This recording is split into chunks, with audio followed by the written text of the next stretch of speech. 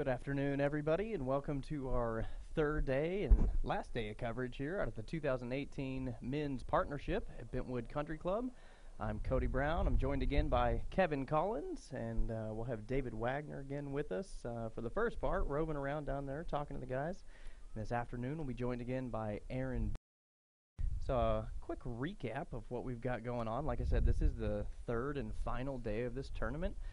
We started on Thursday, and we've seen kind of a range of scores coming in this year, Kevin. We've had some guys coming in with 68s and 66s, and then unfortunately we've seen the other end of that spectrum, seen some guys even over 100 out there. Yeah, it's, in the conditions that we're playing in, I think sometimes, especially with the greens being as fast as they are and the heat and that sort of stuff, you're going to see a wide range of scores.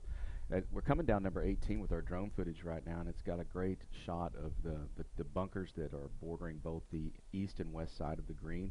The green kind of comes in kind of narrow in the front and widens out in the back. Our pin placement today is kind of in the what we would call the mid-range back area, a little bit on the what I would say is the western side, which is kind of good because there's a little place there that's a little more, what I would say, a little less break than it would be if it was any place else. So it's we're going to hopefully see these guys be able to get 2 or 3 options at a straight putt. The last 2 days, generally there's only one kind of option for a decent straight putt, and with this pin placement today, if you're a little bit behind the green here, you're going to be, or on the back side, you're going to have a little bit of an option, at least for more of a straight putt.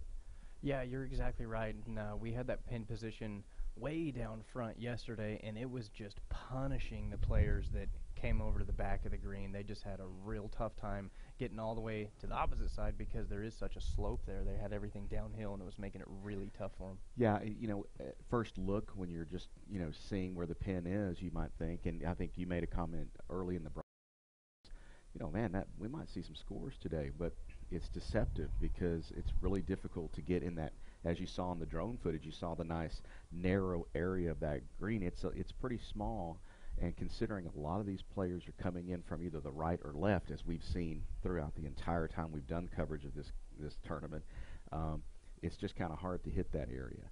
So we had some high scores yesterday, but hopefully with this pin placement today, we'll see a little bit more makeable putt options. Yeah, absolutely. And, we got to talk to a lot of the guys as they were finishing up their rounds, of course, here at 18 and making their way over to the 19th. Yeah. And it seemed like the consensus for the strategy going into the third day was just to cool off after the second day. And, it's hot out here. It is. And, it's we always talk, and it's kind of funny for those of us who are not out on the course the whole time. But, the first day, the guys were excited. And even though it was pretty hot, our festivities and our player pool party are on that first evening, and the guys were just having a really good time. And then by the end of the second day, after having a good night and a good time the first night, that second evening's a little more sedate, and then today we'll see some guys having having a little bit of a struggle. I mean, there's been quite a festive environment the entire weekend, a lot of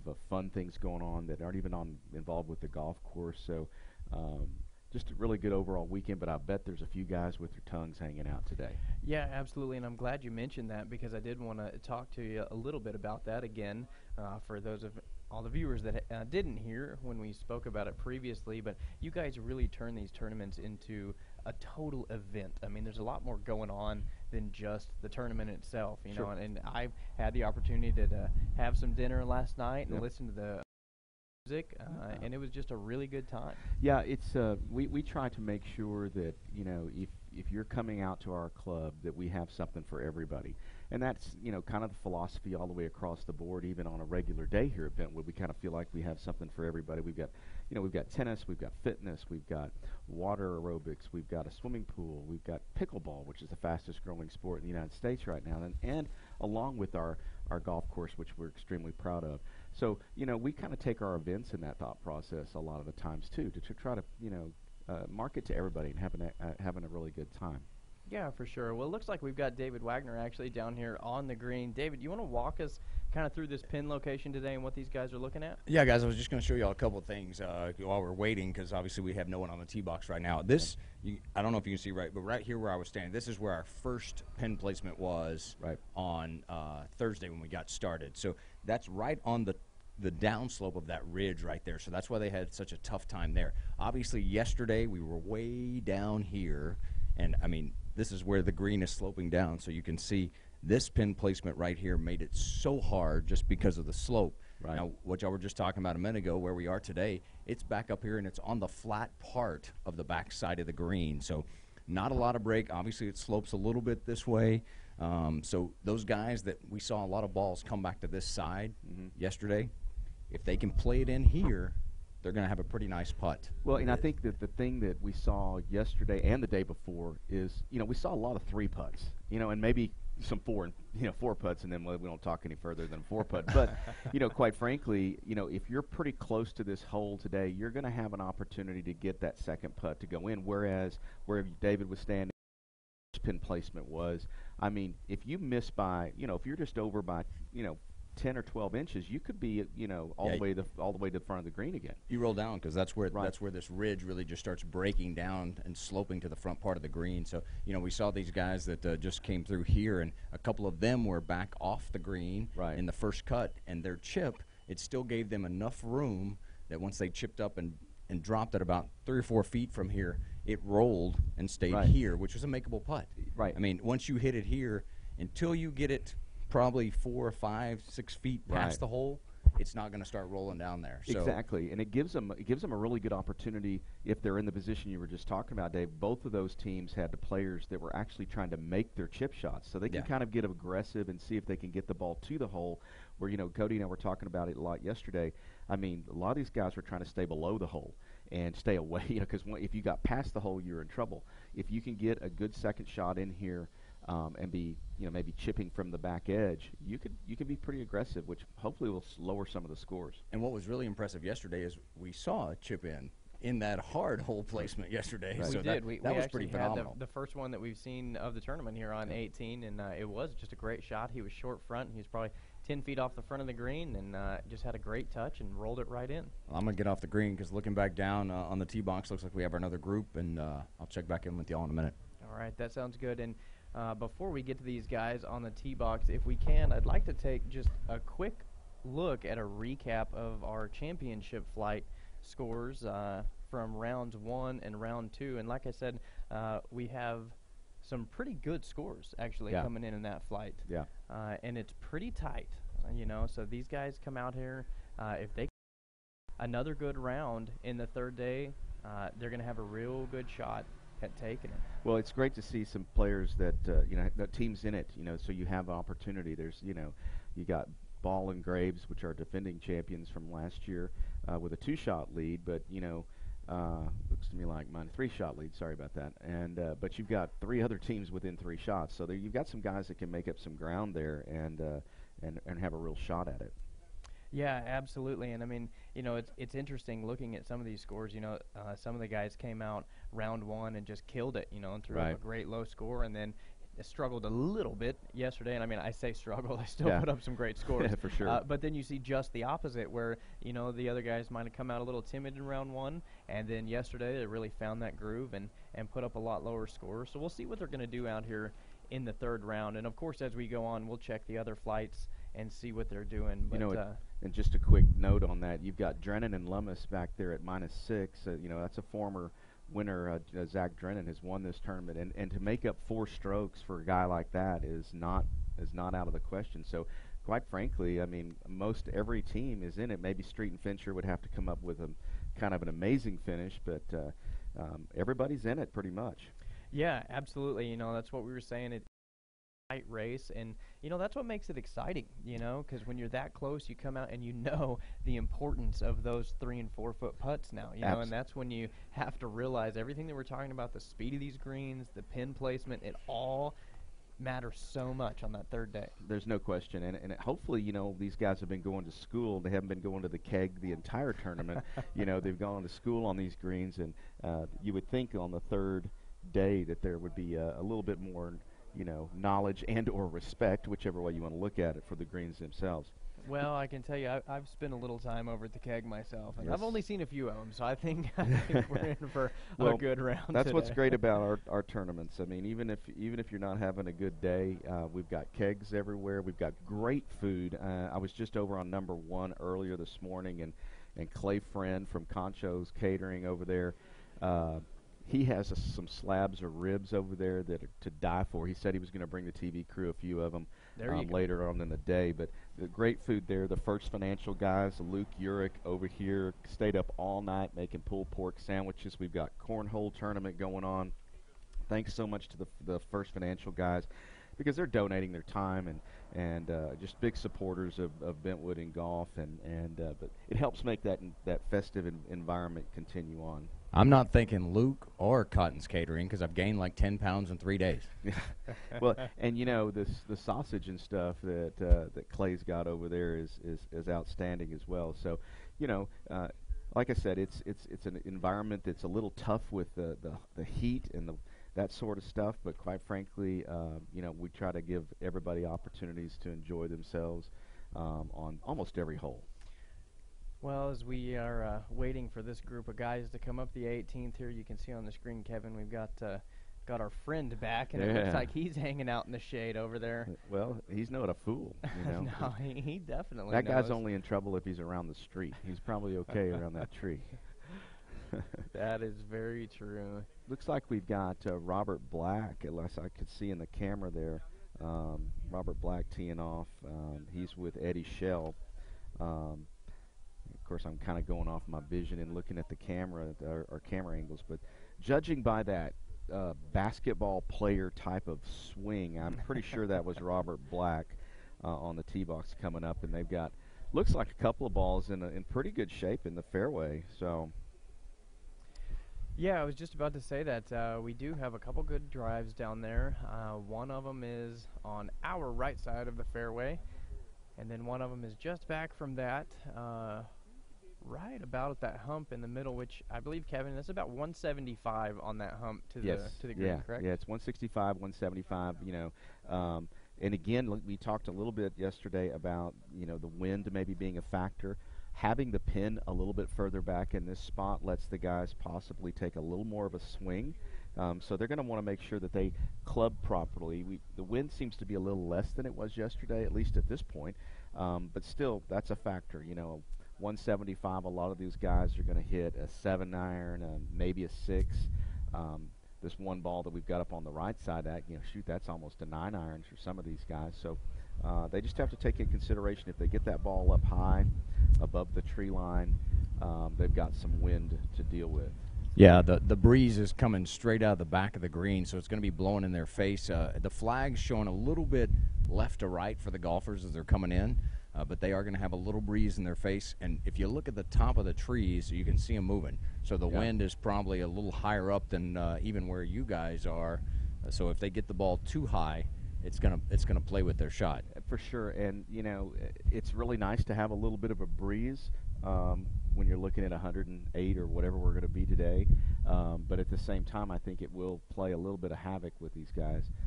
That's Blake Burchard that we've got on camera right now. That's a really good tee shot. He plays here quite often. He's a good member, plays our course. A really good patron. Appreciate his patronage here at the club. But this is a really good opportunity for him. He should be able to take a full swing at this. He's lined straight up at the pin. Stepped away there for a second. He looks like he's got a little bit of a hybrid club there. I can't quite make out how much of one, but yeah, he's clubbed up a little bit. Quick look back, it looks like Burchard and Hernandez are 6 over right now, and that's the total, of course. Right. Day 1 they came in with a 73, and day 2 they came in with a 77. Not too bad. Fred Hernandez, as most people know, is our AEP guy here. Oh, looks like Blake cut that a little thin. That's a pretty thin. Pushed it off over here. That needs to slow down, or it could be in the road. Yeah, that's going to leave himself a pretty tough shot from back there. Unfortunately, if that's correct, he'll have the sand trap to take into consideration, but then very little green to stop on. So, unfortunately, we kind of go back and talk about some of the same things, but it's very true in golf. You know, it looks like Blake tried to kind of muscle that a little bit and maybe got his hands through it, caught it a little thin, and next thing you know, he's got a tough golf to come up with. Well, you know, when you get late in the day and you're finishing up, sometimes you're tired, right, and you overplay, and I know that's one of my biggest things. I get there and I'm tired, and I think I need to really give it something, and really you don't. Just need to trust your club. So that's for sure. You know, this is Robert Black, longtime Bentwood member, golfer, and former college basketball player. Used to work at Verizon, has retired and become a professional hunter, fisher, golfer, and beer drinker. I'm Nice not ball. sure if it gets better than that. It's pretty know. good. Pretty good. That's for sure. Robert's got a nice ball. He's down on the front of the green, so he's going to be dealing with a little bit of that break that David was showing us, but at least he's on the dance floor. If he would have clubbed up maybe one more club, he may be really liking that shot, because he would have gotten up the slope of the front of the green. That's exactly right, David. You might be thinking, should have put one more club in there. It looks like Black and Shell are actually pretty close with these guys. They're only 2 behind them. They've got an 8 over total right now going into today. Eddie Shell's a doctor here at Shannon. Oh, that looked like a pretty darn good shot. It just caught the edge there and trickled over, but that almost hit the pin. Yeah, that one was really close, Kevin. And like we were saying before, he's not going to get punished today like he would have yesterday for being in this position. Yeah, it's Fred Hernandez. He'll have a real opportunity to go after his pitch shot. It's Eddie Shell. Like I said, he's a radiologist out there at Shannon Hospital, I believe. Eddie is another example of a multi-sport guy. He plays a lot of tennis, played a lot of, was a high school and possibly a college tennis player. I can't remember if he was in college now, but a really good high school player for sure. And, you know, one of the things, Kevin, is when you do play different sports like that, that can be so beneficial in the game of golf. Absolutely. When everything tends to work together, you're very coordinated, and your muscles just really together. Yeah, and you can see Eddie's out there he went back to the bag to get another club. They're discussing it, and I mean, this is an opportunity for their team. That's a great drive. He's got a lot of green to work with in front of the pin, so he's making sure he makes the right choice on the club. Well, and you know, Robert, with his shot, was a little short. So maybe he's saying, you know, I know what you're thinking, what I'm thinking. You're a little farther than me, but let's play it with this club. Right. You know. And he switched again. He switched again. So we'll see. Sometimes with me, if I overthink it, it's worse. But well, hopefully Eddie's made the right choice.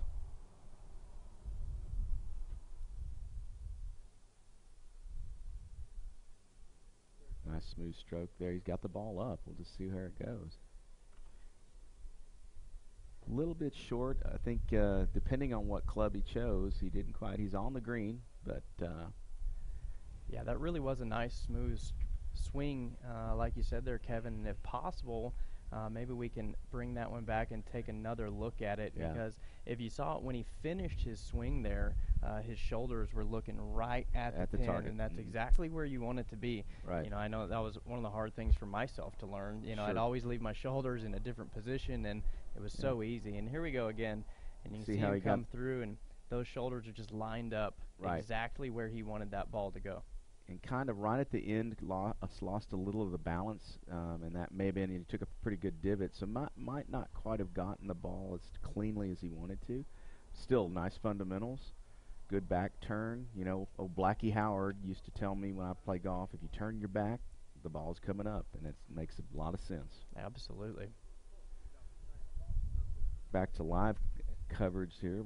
We're over here looking for Blake's ball, and he's a little bit further this direction. I don't know if David can go over and help him, but over on this side, they're. Yeah, I think he ended up just a few feet off the road. Yeah, actually. He's over by those cars. I do believe he stayed in bounds though. So, yeah, it looks like we've got it pegged now. He's got a. Of course, from our angle, we can't tell, but he does have a couple of trees over there, so that'll make a big difference into how he's going to get over that sand trap. So Yeah, for sure, because, from over there, like you said, he's got to go over the sand trap, but he can't go high with the ball just immediately. He is under the trees, so we can't really see from where we are over here. He may have a better angle of it, and he can get out pretty quick. Yeah. But that's going to make it kind of tough for him over on that side.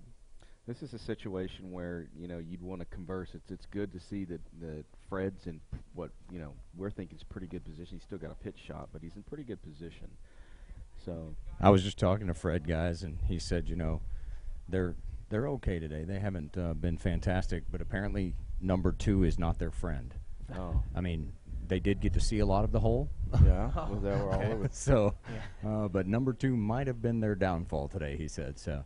Well, there's a lot of trouble over on 2. You got water, you got houses. Looks like Blake's lined up here. Great camera shot there from a tough spot.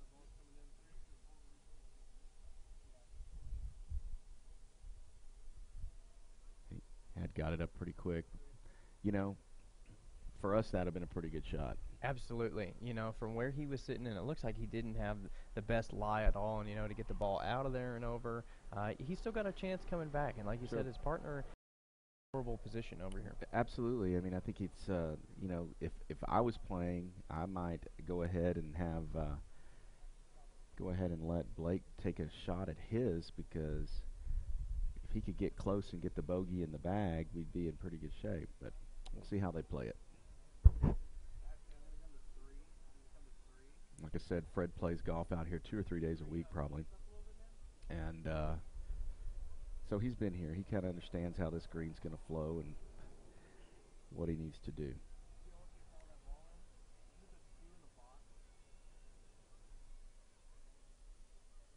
He's on a little bit of a downhill slope here. Mm-hmm. So he's going to want to make sure that he lets that club do the work as it goes through. Not a bad shot at all. And again, put himself in a really good spot. He probably wants to think he ought to go after that for, but he's going to be in the hole for a par there pretty close. Yeah, absolutely. And, with the location of that pin where he's sitting, I mean, that's a pretty straight, makeable putt, just right in. Right. And, now we've got Blake over here. He can get really aggressive. He can really try to make this shot. So. Yeah, with all that information, now I just don't want to leave it short. Right. I just want to give There's it no a go, reason. and we'll try and put one in there. And even if he goes by, he's going to have a fairly straight scenario coming back. His break on this putt's going to happen real quick up there on that shelf that David was showing us earlier. So he's going to have to take that into consideration. But if he goes past the hole, he's going to have a straight putt coming back. Well, and this is a neat camera angle here because you can see how far this green actually slopes. I mean, we can't even see the ball or the head of the putter down there. Right. Before. Now that's an interesting putt from Mr. Black. I think he thought that ball was going to break a heck of a lot more than it did. And it may be because of that shelf. He didn't quite get it on the right edge of that shelf. So let's see how we come out with Mr. Burchard. Be a nice way to finish your Bentwood partnership, to stink yourself a nice 35, 40 footer. Wouldn't that feel good? That's a comeback tomorrow shot. Nice roll. Nice gave roll. It a chance. Nice roll. And that's a great putt, yeah. Kevin. Well, what that is that's a guy that knows this course. And I'm just telling you because he was very, very confident about the way he was going to putt that. And, a couple of inches more, he'd have been in the hole. Blake had the right speed on that. If y'all were looking at that, just a little too far to the left. Yeah, what a great speed on the putt. That's a long ways across a shelf and off of the fringe there. Let's see if Eddie went to school a little bit on Blake. He's got a little bit of a different angle, but about the same distance. Yeah, that is, of course, one of the benefits of watching the other guys go first to get some more information. Go to school, baby. Help you out with your putt. He got a real good look at the speed. So we'll see what he can do here. And you can tell, I don't know if we had a camera on him. He got a really bad bounce coming off of the fringe there, and there's really not a lot of way to tell if that's going to happen. But he knew the second he hit it, and that ball jumped almost kind of straight to the right when it hit.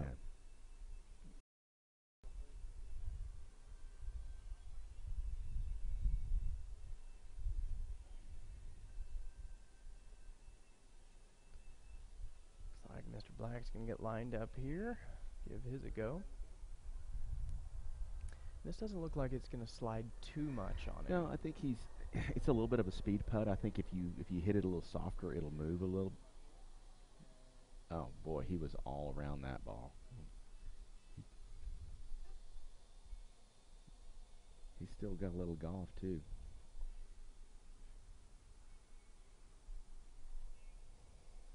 Let's see if Eddie can finish off here. Nice smooth stroke right there, but left it to the right. And it's almost, it looked to me like he just read that potentially wrong. That ball never moved. So it looks like we got a little bogey action there.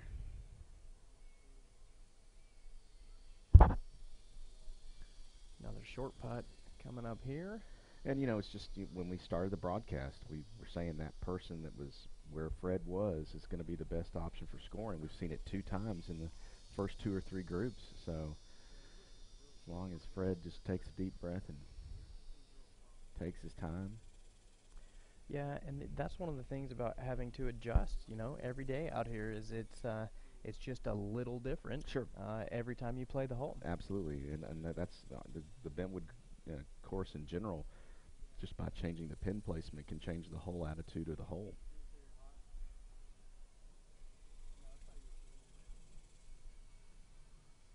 Yeah, Fred puts it in, takes his par, finishes solid. Hats off and shaking of the hand across the board. And a quick recap here for all of you out there that haven't heard yet. This is a low ball scoring format. Correct. Which means that each player will play every hole their own ball, and then the lower score will be taken for the team score. Yes, and you know, it's a situation where it you know, just the term partnership, you know, just defines the whole thing. I mean, it basically says that, you know, you've got to play partner golf. So you've got to have, when your partner's up, you know, can be aggressive, or when your partner's down, you got to be consistent, you know, so it changes every time. Looks like we got David over there going to have a couple of words with the guys. Yeah, I'm over here with Robert Black. Robert, let's talk about it. How was it for y'all today? It was pretty good, except for a couple doubles. A couple of doubles? And that's not from the bar.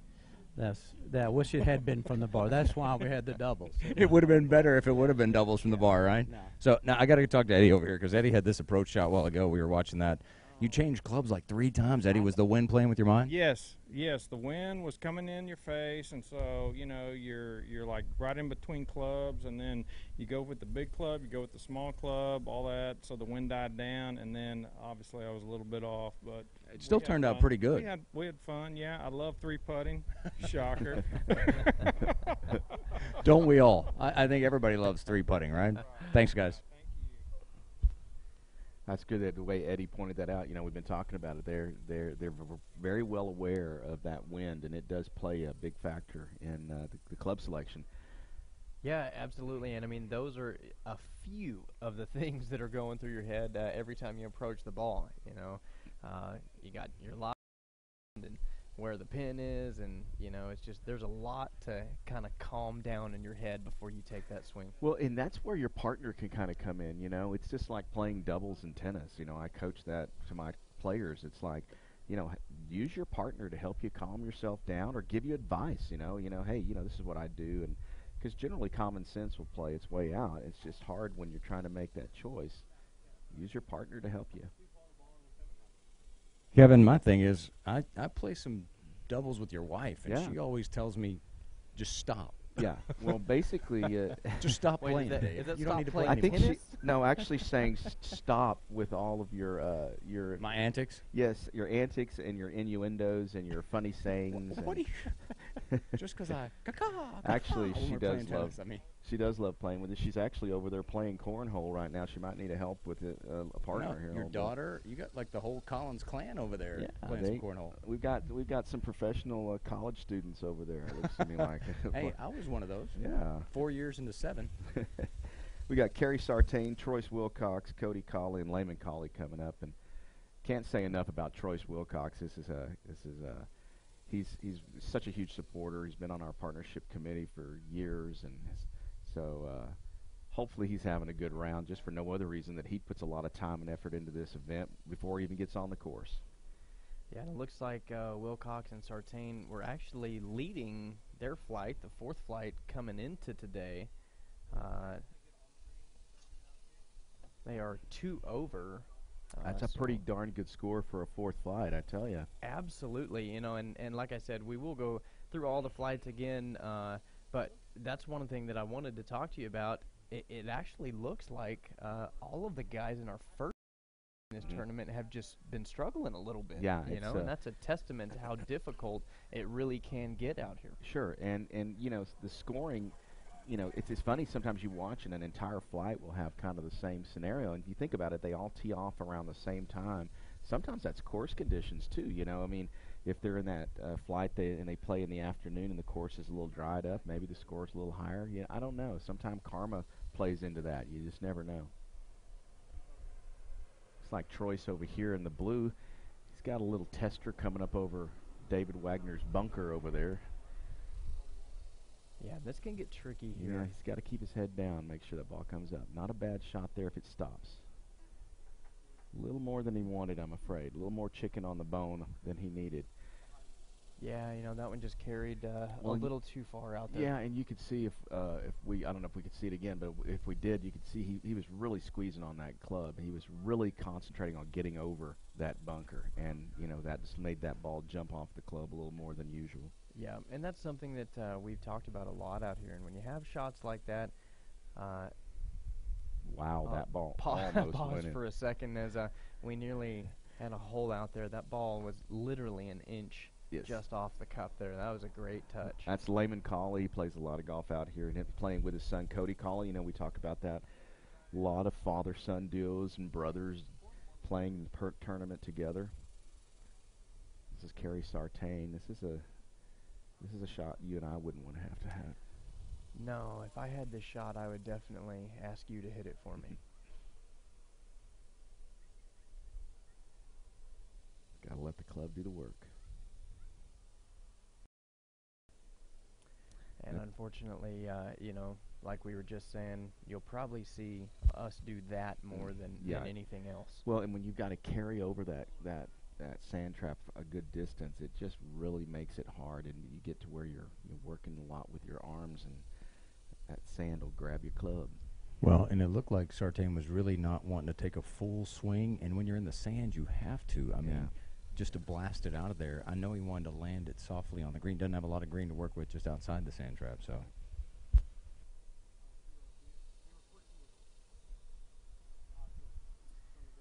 I think that might have been a result of the first shot well, kind of getting to him there. Yeah, and on the other side is we've got Troyce. He's got his partner in a little bit of trouble too, and so, you know, it kind of compounds the situation sometimes. It really does, and it looks like Cawley and Cawley have come into today actually just one shot back. And here's another look at that shot right there out of the sand, and you can see the lie he's got. He's so close to the edge of that bunker, and that, of course, just compounds everything again. Yeah, he just didn't have anything to work with. The club actually caught the edge of the bunker, it looked to me like. Yep, it did.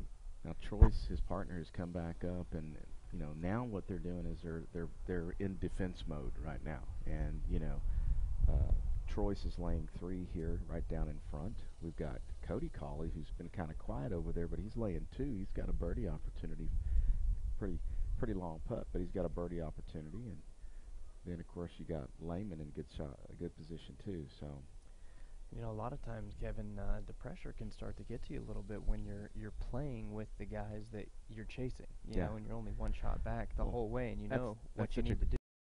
Great point. I mean, that's something we hadn't really talked about a whole lot. That is so true. It's like, you know, I've played in this event many years, and boy, there's nothing worse than being right even with somebody and them jump out on you early, and you know that those are the guys you're chasing. That's just an added extra stress. Yeah, absolutely. See if Kerry can make something out of this. He's had a tough hole so far. Not a bad little roll right there. It wouldn't be bad if that's that got a went in the chance. hole. Oh, Oh. right over the edge. Really close. And like you said, that was a nice touch. I mean, he was over on the hill over there, and he let the club just bring the ball cleanly out. Troyce is choosing the putter here. This is a makeable putt from the fringe.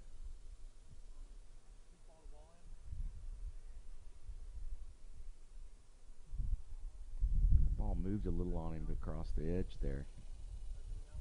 Yeah, I think he caught the edge of the ridge. I think he did, yep.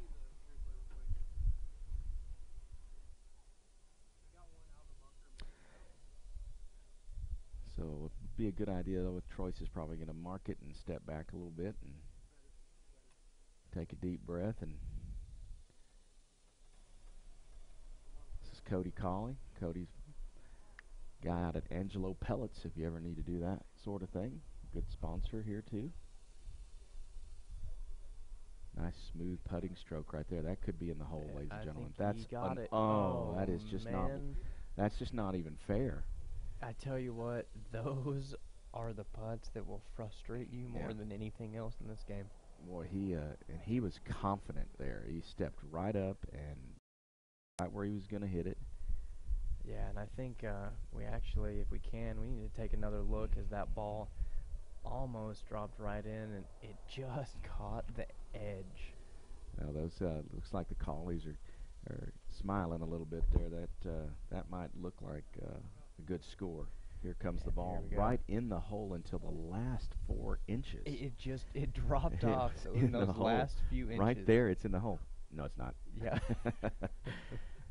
Very. Yeah, that ball just definitely had a mind of its own there. So said, no, we're just not going to do it today for you. Not today. Here's Carey for his 6. And again, it catches the edge. Just right off the edge. He's going to go ahead and pick up his gimme there, and let's see if Troyce can. 18 is just relentless. It is. You know? And it's that way, and it's deceptively that way, and that even kind of makes it tougher sometimes.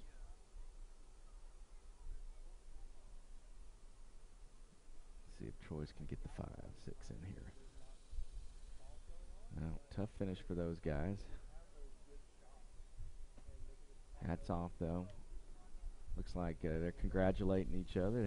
Hopefully they had a good time, even though that one hole wasn't the best for the Sartain-Wilcox crew. But well, looks like David's trying to steal another club. Well, yeah, I'm trying to steal Cody's club because that's the best way to get him to talk real quick because I got him right here. So talk us through that putt right there, man, because, man, you almost had it. What'd you do to the hole over here to make it so mad at you not to let it drop in there? I don't know. Dang thing shrunk on me a little bit. It did. You read it really well. What'd you see? Just a little left to right, straight up the hill. And just at the end, it kind of diggered out on you there. So Peeled out on me a little. let's talk about y'all's round. How'd y'all fare today? We shoot 74 today. Yeah, pretty good for us. I guess We saw smiles all the way around. Yeah. Yeah, Ask him if it was good. It was fun. Ask him if Lehman carried him the whole way. Did Lehman Lehman's back hurting? Do we need to ice it down from carrying you all day? Yeah, he carries me pretty regularly. Yeah. He's used to it, though. He's got a strong back. All right. Thank you, guys. You bet. Thanks. Have a good one.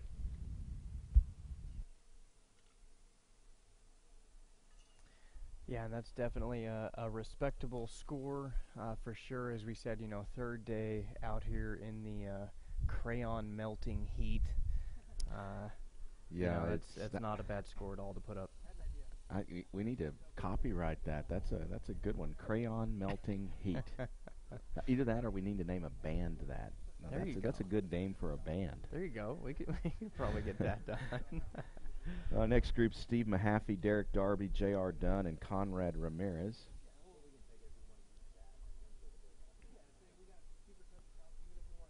Looks like we have a couple of guys that are in a little tree trouble over there.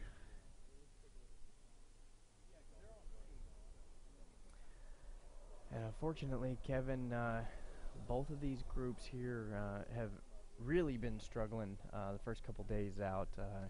It's just been kind of brutal for them. So hopefully they came back and had a good round today. Yeah, I visited with Conrad during the player pool. He's a young player. He's I would say he's probably 20 or 21, 22 years old. He's a good kid, playing in, I believe, his first partnership, at least at Bentwood. was having a really, really good time. But, you know, he being a young guy, maybe not as much competition, maturity, experience, whatever you want to call it, but a great little golfer. He's got a great future and loves to play. He's telling me he's playing 6-7 times a month and really enjoying it. He does have a good round today. Yeah, absolutely. And if we can, maybe we can take a look at the scores from the first couple days of the 7th flight, which these guys are playing in. And this is something that I wanted to point out and we wanted to talk about a little bit. This tournament, you're going to see players of all different calibers. You know, it is flighted. But the best part about it is you don't have to be a scratch golfer or better to come out and have fun. You know, even if you're putting up some higher scores out here, you can still come out and have a great time. Absolutely, and you know, it's really important to recognize that for those people who are thinking about playing in tournaments like this. There are tournaments like this all over West Texas. You know, we have a good tournament here. We've got a good tournament at the San Angelo Country Club too every year, and you know, they give. You can see the guys. You know, you don't have to be an unbelievable golfer to be right in the money. Yeah, absolutely, and it looks like we've actually got the first flight pulled up here, but we were going to go through these scores as well. Yeah. And, you know, it looks like we got Chesser and Chesser leading that flight with 1 over, and this kind of plays into what we were talking about as well. You know, we actually don't have any team here that is under par. But I guarantee you every one of these teams is having just as much fun as the guys in the championship flight. And there's some guys in there that do have the ability to score. I mean, Custer and Acock, Chesser and Chesser, I saw them earlier over at the barbecue pit, and they were cutting up a little bit, so hopefully they're having a good round. Kenneth Barbuti is a fantastic golfer, and then down at the bottom, Duncan and Calhoun. I mean, those guys have won this tournament before, so it's, you know, you can see where. You know, just to make a note on the Duncan and Calhoun scenario, shooting 80 the first day, but following it up with a 73. If they're in the players' pool, I mean, they could very well win the money, even though they're way out of it in the actual scores for the tournament. If they shoot another 73, they're probably cashing in the player pool. Absolutely, and that's a great point. And you know, with a 3-day combined score tournament, one day does not get you out of it. No, and that's what's great about the partnerships in general is you can always have something to come back for. Almost virtually until the very last hole, there's something you can be doing to make it a profitable situation for you. Yeah, and let's talk a little bit again right now about those other things that you have in here. I mean, we've discussed the Calcutta, which you can basically get in on some action on what team you think is going to come out winning. Right. And I understand that you guys had a great Calcutta this year. Yes, we did, and you know, and the way we do our Calcutta is it's actually more of a player's pool because 100% of the money that comes in goes straight back out. So there's no there's no cuts or anything like that, and sometimes a Calcutta can have the general thought process that it's more like a gambling scenario. It is, but it's just between the players. And so, but the thing about that is that the players are probably trying to buy themselves, especially if they've got confidence. But they've also got guys, I mean, Reggie Noble, Dr. Hartsky, they're guys that spend $6,000, $7,000, $8,000 in these Calcuttas buying other teams. So that's something we haven't even talked about. I mean, there's a lot of guys playing in this tournament that have got their players' money on other teams, and so another way for them to have an experience and an enjoyable experience. Absolutely, and it looks like we've got some third flight scores put up here on the score, and again. It's kind of the same thing. It doesn't look like any of these guys are just out of the running by any means. No. We got Wisniewski and Wisniewski. They come in with a 76 in round 1, but they shoot 4 shots better and shoot par round 2. Well, they're only 2 back total. They're definitely in it. For sure, Lohman and Draper play this tournament every year. They're a force to be reckoned with. I mean, they know the course well. They practice. I mean, Dayton Draper practices as much as just about anybody I know. And of course, you got Vince Sykes, who was a standout golfer at Central, played here. Jimmy Yarbrough. I mean, it's stacked with really good golfers. Yeah, for sure. And I was actually talking to Tom Stovall this morning on the putting green and asking him how his round yesterday went out for him. And this is kind of one of those things that can get in your head. he said he doesn't remember the last time that he had a 4-putt, and he actually 4-putted number 1 yesterday. And you know, to start your round off with that kind of thing, and you got to come back from that and continue to try and play good golf, you know, those things can really hinder a round. Yeah, it sure can. And you know, it shows because Tom plays a lot of golf, and you know, maybe the tournament atmosphere along with the green stimping about 12.5 makes for a tough first hole for him. Yeah, you know, all those things tend to add up. Yeah. And can make it pretty and multiply. difficult. Absolutely. We got another tricky shot here, and what makes this pretty tricky is his lie on the hill. Yeah, he sure got that ball up nicely, though. He just carried it a little further. You know, when he first hit it, I thought that's going to go right at it, but he just put a little more oomph into it. Yeah, for sure. And I think that was his lie there. You know, is sitting that way naturally, that ball is going to come out further to the left, and you kind of have to play that. You might not have just played it enough there. Guys, I must say, I think the wind really kind of helped him there. It killed that ball a little bit because he hit it pretty good, and if it wouldn't have been for that breeze up top, it may be off the back of the green. Yeah. We got a pretty straight approach right here.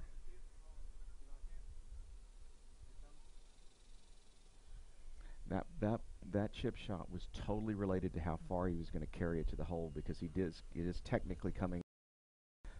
Probably was hoping to carry it a little further so that he could, you know, take advantage of that shelf that David was talking about. Unfortunately, he caught a little bit of the edge there, and yeah, you're exactly right, Kevin. I think he was probably wanting to land that one right at the top of the shelf rather than having to land it and fight that hill there. Right. So, Kevin, something we haven't talked about, but, you know, everybody has to ask this just to play devil's advocate. How many of these players sandbag in their flights? Well, it depends on who you're talking about, too. If it's somebody in that flight, it could be a lot of people. But, no, it's a situation where we flight the tournament after the first round. And so, you know, we do everything we can to group the players properly when they're playing the first day, and then taking those scores, and then a committee helps determine where those cutoffs are. And so, you know, I guess there's always a way to cheat, just like in anything, but in general, most of these guys are pretty honest about it, and they play a lot of these events. So not as much of it as you might think. So if someone's in the President's, or they were the first day around, they've been in the championship flight years past, and all of a sudden on that first day they shoot a 87. Yeah, there are some tournaments that have a group with a shotgun that'll take you out of town for that one, but doesn't generally happen here at Bentwood very much. Well, and David's not playing in this one, so we don't have to worry about a lot of cheating. Yeah, notice how David just wants to find out about how to cheat. You know, he needs to find out the penalties for being caught for that sort of thing. Yeah. Looks like we've got this. Never convicted. Never convicted. This is Mike Bertruth, so we've got an adjustment here off of the. Looks like Chris Evatt and Ty Farmer, Kelly Baggett and Mike Bertruth. They came off of number 11, so they're really just making the turn. So that last group that we had come through was the last group off of the number 1 tee this morning. So the rest of these guys are going to be making the turn. So we're looking at Mike Bertruth, Kelly Baggett, Chris Evatt, and Ty Farmer. These guys were at the, I think, the bottom of their flight score-wise. Yeah, we've got 12 groups that will come through that started on number 11, and then we'll get into our afternoon of the guys finishing up from there. Putt kind of trailed off a little bit to the left, catching the edge of that shelf.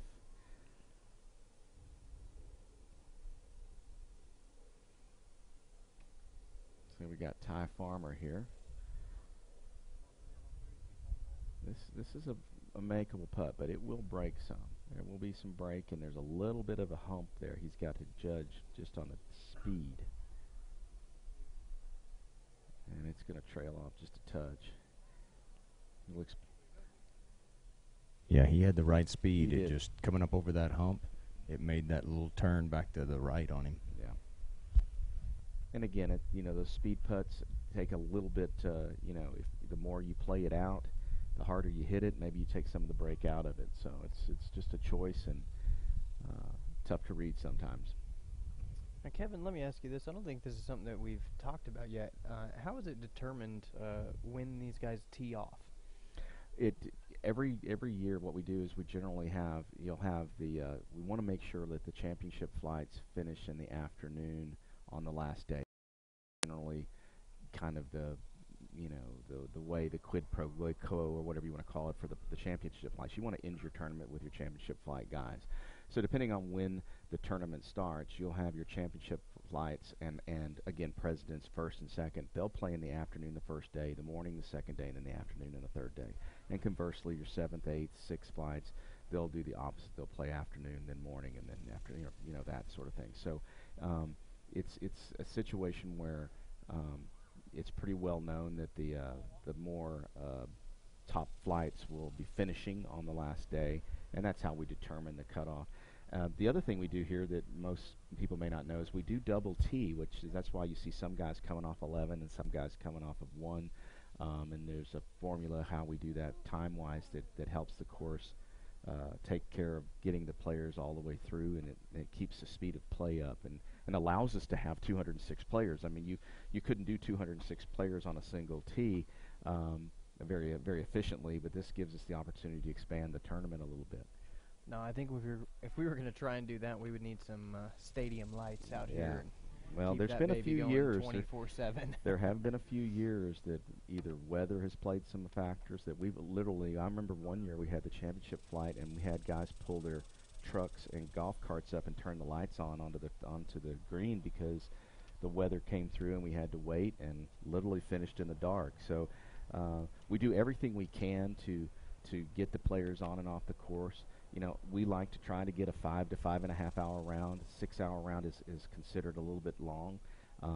So we try to do everything we can to help with speed of play. We do have marshals on the course that help, keep the, because sometimes, players get bogged down looking for a ball, or, any number of things can occur. And so it's a situation where the marshals do a really good job of keeping everybody moving. Yeah, and the other great thing, y'all were talking about the championship flights coming in here in just a little bit. It's kind of crazy. We've seen some big galleries already, but this afternoon, all around this green will be covered with golf carts and folks waiting to see that championship flight finish. Yeah, little ants. It's like they're rolling around, they're everywhere. Well, looks like we had a couple nice drives coming up from this group here. We've got Greg Griffin, Nick Bedrano, Matt Rivers, and Tate Lombard. Now, this is the same shot that basically we saw Eddie Shell hitting, maybe a little further back. But I love this angle, and being able to see this, see him take the swing at this. We'll be able to really see from our vantage point. He should really be able to be aggressive with this shot and carry it to the hole. Yeah, ultimately what they want to do is carry it just over the front of that bunker and catch in the first cut of the green. If they do, then it's going to check out and should slide right across to where the pin placement is. Perfect example, though. Definitely misclubbed it and probably didn't take into consideration that wind that we've been talking about, because that ball started out just like he wanted it to, just like David said. If it had carried another club, he'd have hit right on the edge of the green and probably really liked his shot. Yeah, absolutely. Let's take another look, if we can, of his swing there. We can see how he kind of approached the ball and was eyeing the pin down, setting up at it. On the dance floor, but he's got a little bit of work left. Hey, he's got a birdie putt, and of course these guys are making the turn, so it's not their last hole, but a birdie putt on 18 is coveted. Yes, absolutely. I believe we ended up seeing 3 yesterday. Here's a good look at that swing. Finishes with a nice, confident stance there. I mean, that's clearly just misclubbing, because that's a darn good-looking golf shot right there. I mean, that looks just like the guys on the tour. Nice, smooth backswing. Finishes, and you're always looking to see if when they finish, if they're balanced and confident, and he hit a really good ball there. It's just probably wishes he'd taken another club. Nice ball coming in there. If that one will stop rolling. Good point, David. He did catch the edge of that shelf, and It's still trickling down. Yeah. It may go all the way now. It's rolling. Yeah. Unfortunately, gravity has set in a little bit there, and he's moving. Hopefully there's a divot, something that'll stop it over there. Again, he uses one club probably more, and he's probably liking his shot a lot more. Sure. But, again, a purdy putt, so you never know what might happen. Yeah, and again, these are things that all these players take into consideration, especially when they play the course. They may come out yesterday, they've got a pin location that's 15, 20 yards shorter, and then when it's moved back, they have the same drive they're playing, same distance, and they're thinking, you know what, I had a good shot yesterday, I think I'm going to get there, when in fact they should just take a little extra to get to the back of the green. Yeah. Well, the pin placement is completely different today. And I mean, it's a full, you take into consideration the wind, it could be 2 clubs different. It really can. Yeah. And so, just depending on how you hit your shots, some of these guys that carry the ball a little lower, the wind won't take as much advantage of them, but... Well, and the other thing is they may just be a little bit scared, they get punished so bad yesterday for missing long, and they're thinking, I don't want to miss long, I want to stick it close, when in fact they'd be okay if they were a little long today. Really tough hole. A lot of tree trouble over here for Mr. Lombard, looks to me like. I think he's laying 4 over here, so that's kind of tough. Yeah, he is. He had a little bit of trouble getting out from that side. He was behind the trees even further, back by the fence on the previous shot, and unfortunately he couldn't get out clean. Well, we talked about that, that tee box pointing you a little bit out of bounds as you hit it. I mean, he took full advantage of that. He got right up against the fence as he did it. Yeah, absolutely. And, that's another thing we've talked about. We want to recap that in a second. But before we do that, it looks like David's got some special guests down here. Who you got, David? I found the Collins clan and their cornhole championships that they were playing over there. I'm trying to find out who won. So, Kim, did you win? We won. Hey. Well, it clearly shows awesome. that the more and so it was girls against guys. Is that what it was? No. It was JT and Kim against Katie and Bert. So yeah, the old people against old against the the young. mixed doubles championship. Well, and here's the funny thing. He's older than them. Yeah, the ones that are been drinking are the ones that won the cornhole. Yeah, the drinkers won the cornhole, the right? drinkers Is that won what the it was? cornhole. There we go. Oh, there we go. I think next year we may see the men's partnership cornhole championship. Well, let me tell you something. I'd rather play cornhole. I mean, Well, I tell you what. Next year, David and myself You know, will come out here and we'll team I have up my and- own set of boards. Yeah. Kevin, if you want to learn, you can come to the house. And Yeah, what do you charge per hour, David, for coaching in cornhole? what do I charge per hour? Yeah. Do you have an hourly rate for cornhole coaching? you need to say that very carefully. Let's just. You want me to say it in my Beavis voice? I am the great cornholio. Well, I'm glad that your boss is probably playing golf as opposed to listening to the. He's actually on the tee box right now back there. I So believe he's well, yeah, good. that's So- right. I believe he's coming up next. So we're safe there. Looks like we got us a nice long birdie opportunity here. I mean, I'll trade out with Collins if he'll give me guitar lessons. I'll teach him to play cornhole. I've been trying to get him to help me with that forever now. So Is there Yeah. as much value in cornhole lessons as there is I in know. I think guitar there'd have to lessons? be some kind of a sliding scale there.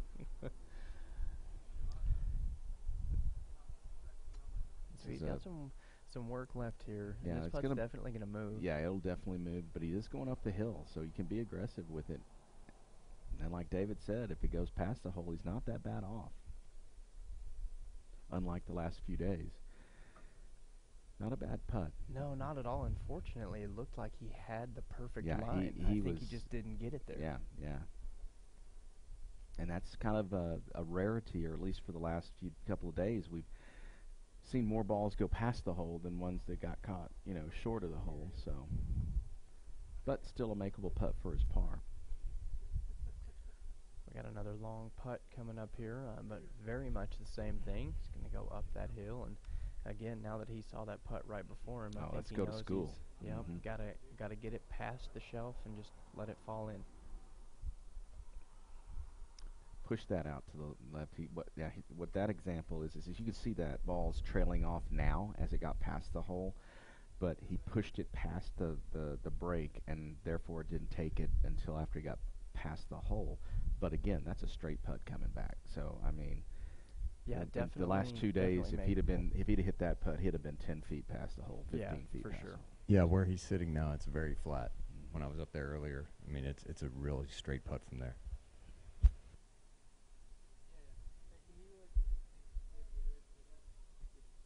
Yeah, we can take a look at that ball here You know, again. see, he's just past the break, and then watch, you'll see it break kick in right there. And so that's just a speed situation. Yeah, and you can see And it, the stroke. He definitely put a muscled it a little stroke bit. on it because that ball kind of jumped in the air. I think if Mhm. we see one more time here as it comes through, you can watch that ball kind of bounce off the head here. Yeah, really tried to muscle it up. Birdie opportunity turns into a bogey. That happens a lot, unfortunately, on number 18. Oh, yeah, Kevin, unfortunately, that happens a lot in my entire game. Yeah, that's true. So. Me too.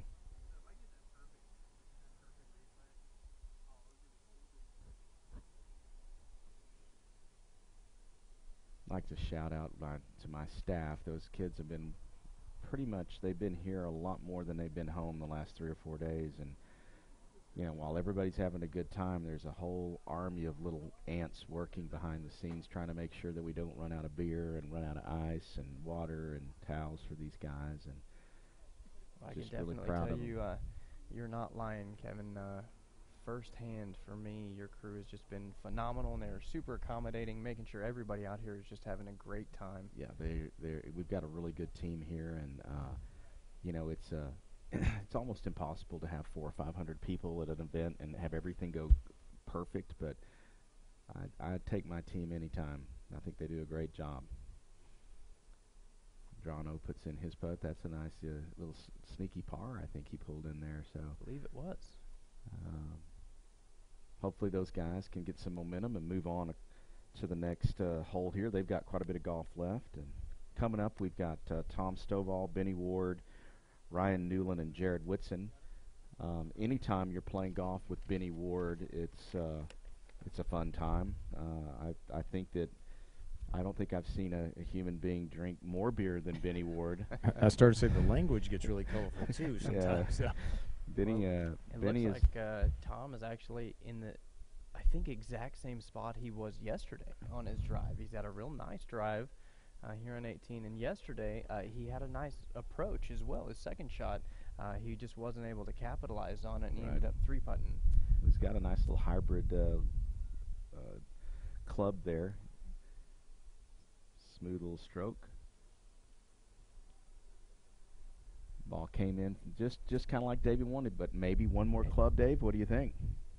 I mean, one more if club. If he was like one more club, I think that kicks up and maybe gets up over the ridge, over the slope there, and he's up in the flatter area with a better opportunity. I mean, he's not in a bad spot where he is. He just got a lot of work left. Yeah, and he, there's going to be a lot of that break too as it comes over. I was going to say it's going to bend as it comes through. Looks like we've got Ryan Newland coming up. Ryan, our local ERA Newland Real Estate Company. And here's another shot of Tom's swing here. And you can see Tom as he comes through there, he kind of picked that club up right there at the end. So he was confident. He was really coming through it. And it's pretty good looking swing there. Again, the finish, nice balance. So he did exactly what he wanted. He just picked the wrong club. I think we need to tell him that, Dave.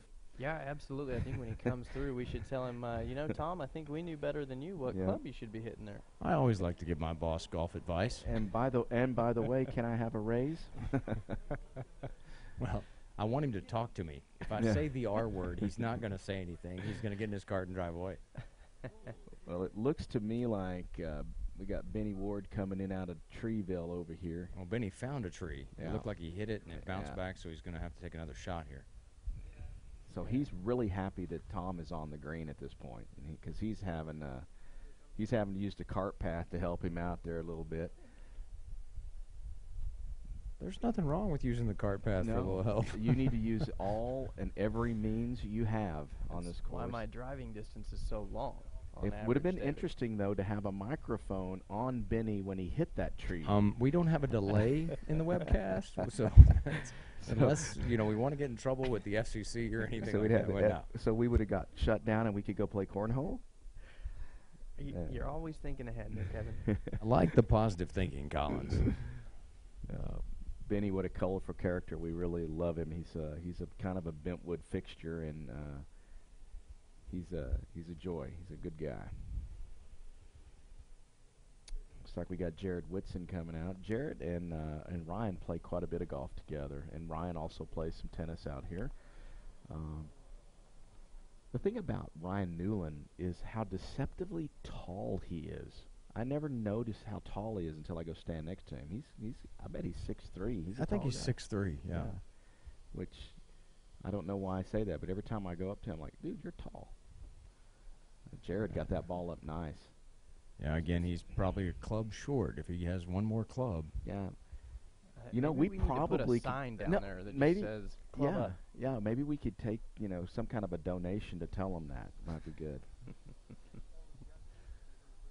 If we want to figure out a charity and maybe we can make a little money for that. Yeah, we make a little charitable donation contribution at the end of the broadcast. We'll leave a little walkie-talkie down there by our cameraman at the tree, and they can call us and say, "Hey, do I need to club up or club down?"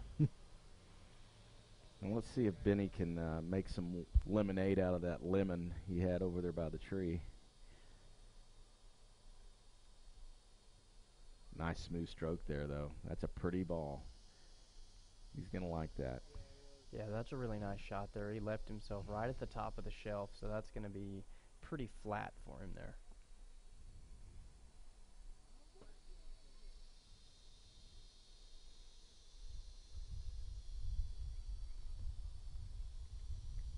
So these guys are probably pretty fresh coming in since they've only been through the first 8 holes or so, and hopefully scoring well. As you can see, our camera guy just picked up Benny. Benny's having a interesting hole, but he's conversating there with Ryan about it the whole way.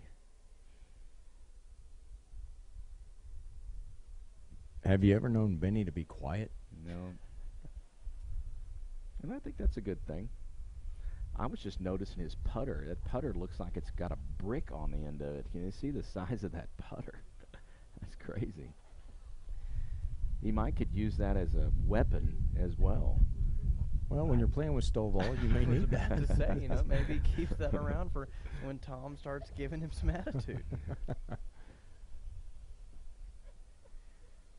Looks like Tom is going to be away here. No, he's not.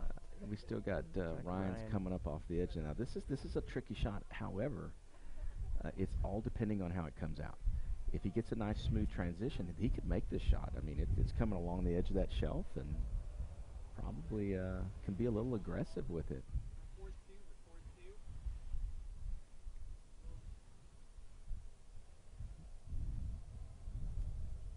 That's tough. That grass, as you can see, that's actually the second cut on that bunker, and I don't know if we can get a replay of that one or not, but I mean, when he hit that, you can see how he dug his club into that and did not get a very good follow through. And when that happens, that ball is going to go anywhere except where you want it to. It's called grabby grass. Yeah, it's a patented it's term really there, tough a to get trademark it. term, I believe. It's really tough to get out with a clean shot anyway. Yeah, no, you're exactly right. It does just reach out and grab a hold of the club head there, and it's very tough to pop it out of there cleanly. Jared had a nice line on that. He just didn't get enough on the ball to get it to the hole. He's going to have a little bit of a break coming back for his par putt. I think he would have been happier if he'd have been about 3 or 4 feet closer. Still a makeable putt. So it looks like Tom Stovall is going to be up next. He's been standing there staring at it long enough. He ought to at least know what it should do.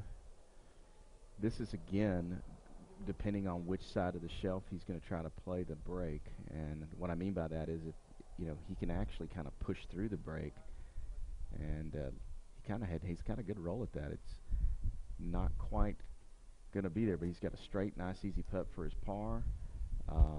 If he'd have gone a little further out, he might have caught the edge and, you know, been off to the right. So that's a pretty smart play on his part, especially considering, you know, the situation with his partner being in the trees and stuff. This is a win-win for them if they can make a par here. Yeah, Probably should have had a little stronger stroke. It was a little short. Yeah. Just from my vantage point. Yeah. He had the line for sure. Yeah, but like you said, I mean, par's definitely respectable when your partner's in trouble over there. To come away unscathed never hurts. And here's another look at that ball coming up here. And he definitely had the line. I think it just didn't have enough to get there before it started to trail off. It's a pretty good putt from Ryan, right? That's in the hole. Just off his left side of the cup. He read that putt perfectly, though. I mean, I don't know how you know, that's the thing about golf. It's so unforgiving because I don't know how you could have read that much better than he did, and it just was not meant to be. Now here's Benny with his hatchet, or sledgehammer. I wonder if he listens to any Peter Gabriel music. There's a little sledgehammer there, a little music reference.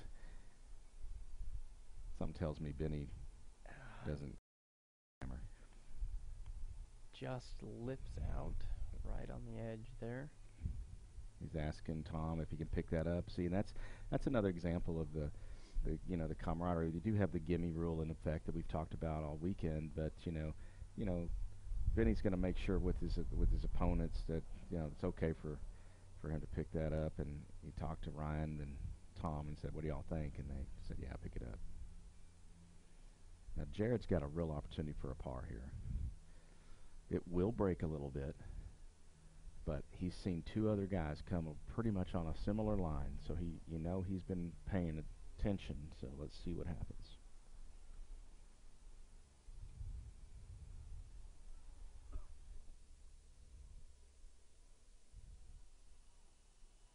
Good camera angle there. You can see how he takes it one hand off of the putter when he gets ready to hit it. That helps to relax it and let the club do work. Nice smooth stroke there, and just didn't give it enough. Read the putt perfectly, but just didn't quite give it enough. Yep, he had it the whole way. The last couple inches just slid out. So let's see if Senior Stovall can pull off the only par in this group.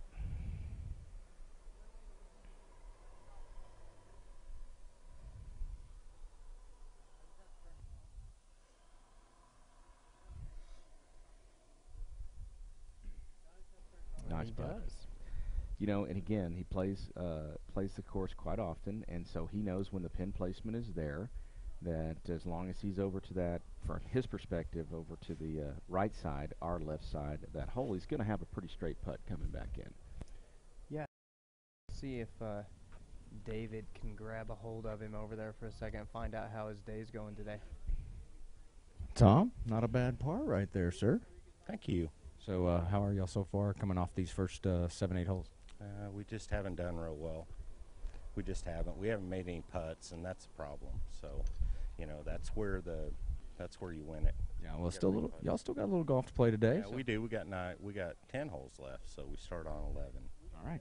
Good luck to you guys. Thank you.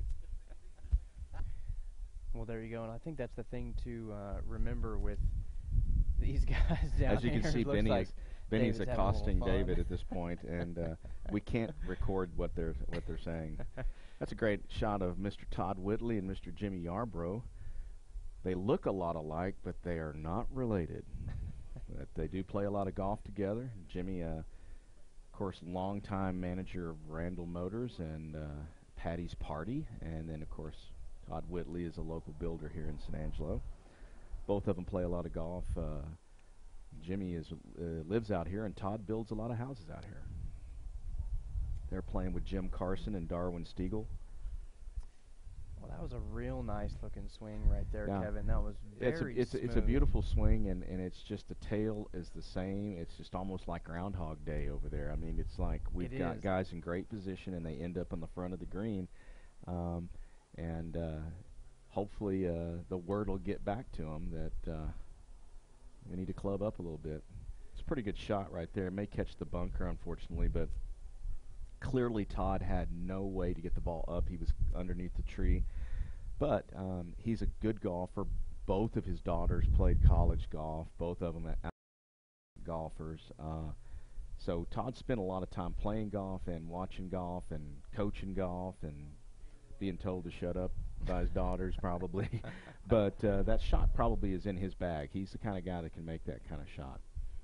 So probably not too unhappy with that. Now his partner's kind of in the similar scenario. A little tree trouble, looks to me like. I was about to say, I think we've seen this shot here a few times, Kevin, over the past couple days. And it just depends on, what kind of angle he has. Yeah, it really does. And from our perspective up here, it doesn't look like you can go high. And then we've got a lot of players that end up taking it out over the trees. Yeah, so. and he seemed to be kind of aggressive with his backswing in the practice swing, but not sure. It looks to me like he's going to punch it. I think he's got a punch out, right? Yes, Caught the very edge. Look, and you can see the body language afterwards. There was literally one branch left on that tree that you could possibly hit, and then you got the wind moving it, and he managed to catch it anyway. So that's a tough result, I know. Yeah, I'm not sure you could do that again if you tried. I mean, you're right. There was one branch. It was, and it's one of those in his way. One of those shots where when it left his club, he was thinking, "Hey," and then a half a second later, he's like, "Oh man." Yep, and it really did look great.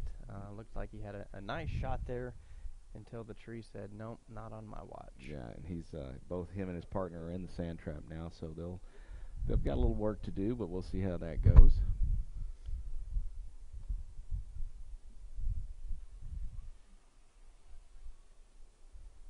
Guys making their way up to the green as we speak.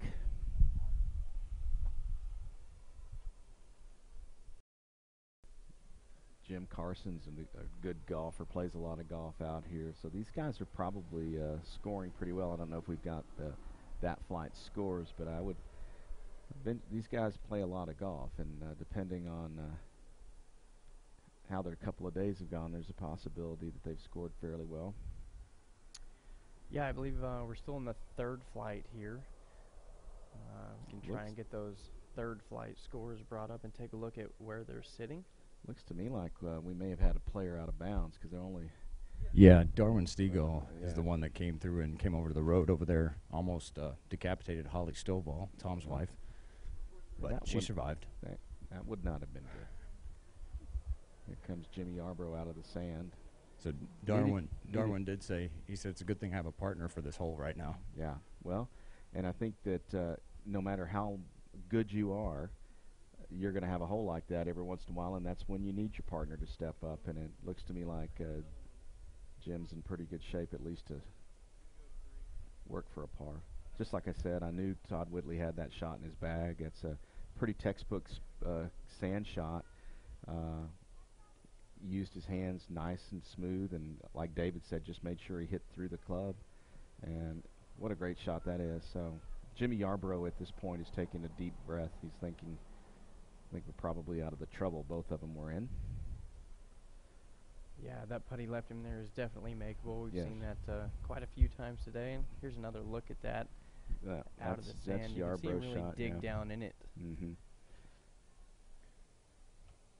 And notice how he broke down. His shoulders broke down. Maybe didn't have a very good stance. We can't see that on the camera, but watch has his knees kind of buckled when he hit, so probably didn't have the most balance to start with. I guess that's why they call it a hazard.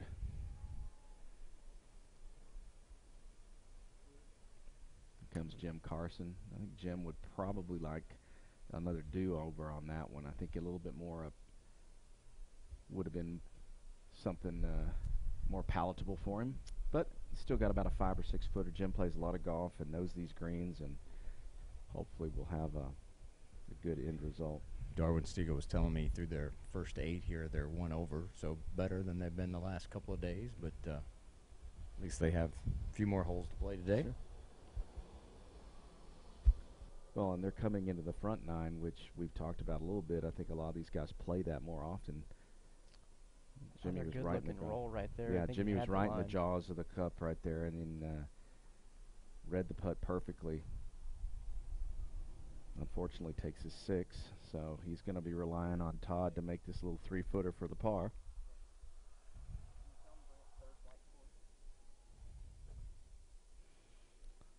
This is an important putt right here for Jim. Great job, Right mentally in the tough. center of the cup. Yeah, no, Jim's a good golfer. He plays a lot of golf out here, knows his course, and it's Darwin is probably that he's talking to him right now. Thank you, sir. Thank you very much. Absolutely, Sam. That's why I like having you around. It's a nice par, and let's see if Mr. Whitley can cover him up with a par. Oh, pushed it by just a touch. He's going to like that one a little bit, unfortunately. And if we can take a look at those third flight scores here, we'll kind of see how they were yesterday. It looks like we had Draper and Lehman leading that flight, of course, at 2 over. Mm-hmm. Well, you know, it's interesting. Yarbrough and Whitley are 8 strokes, so see how close they are. It's pretty tight. Yeah, so, you know, it's again one of those things that just it really comes down to how these guys are playing today. You know, they're going in today. They are 6 strokes back, but we've seen some major swings, you know? Yeah, and you know, it's a situation where all of these guys in this group, you know, you're looking down at Newland and Whitson at 78 and 81. That's an unusual score for those guys. They could easily pop off a 73, 74. Well, I've seen them do it. So they're, you know, not completely out of it, but Lohman and Draper are always in it in these tournaments. And Scott Wisniewski is a fantastic player. He's playing with his son, Nick, this year, which I think they would win the prize for being the tallest team.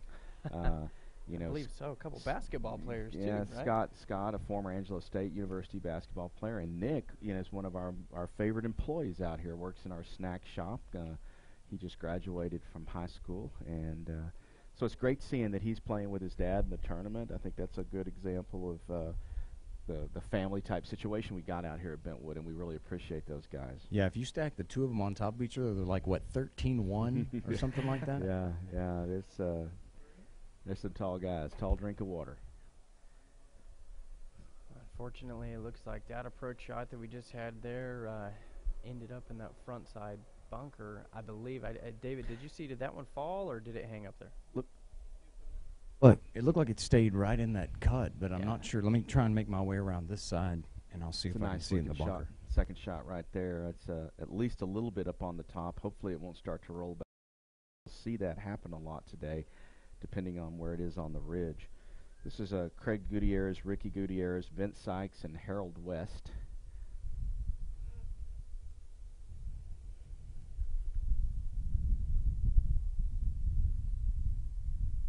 Here's our all too familiar shot, it looks like. Yeah, it's almost every hole we've got somebody over here. Guys, I can't see it in the bunker here, so I think it stayed in that I would venture thicker to guess cut. It's buried in that heavy grass there, which we saw Ryan Newland try that shot. Yeah, the grabby grass. Yeah, we're going to get an opportunity to see someone else try that. So.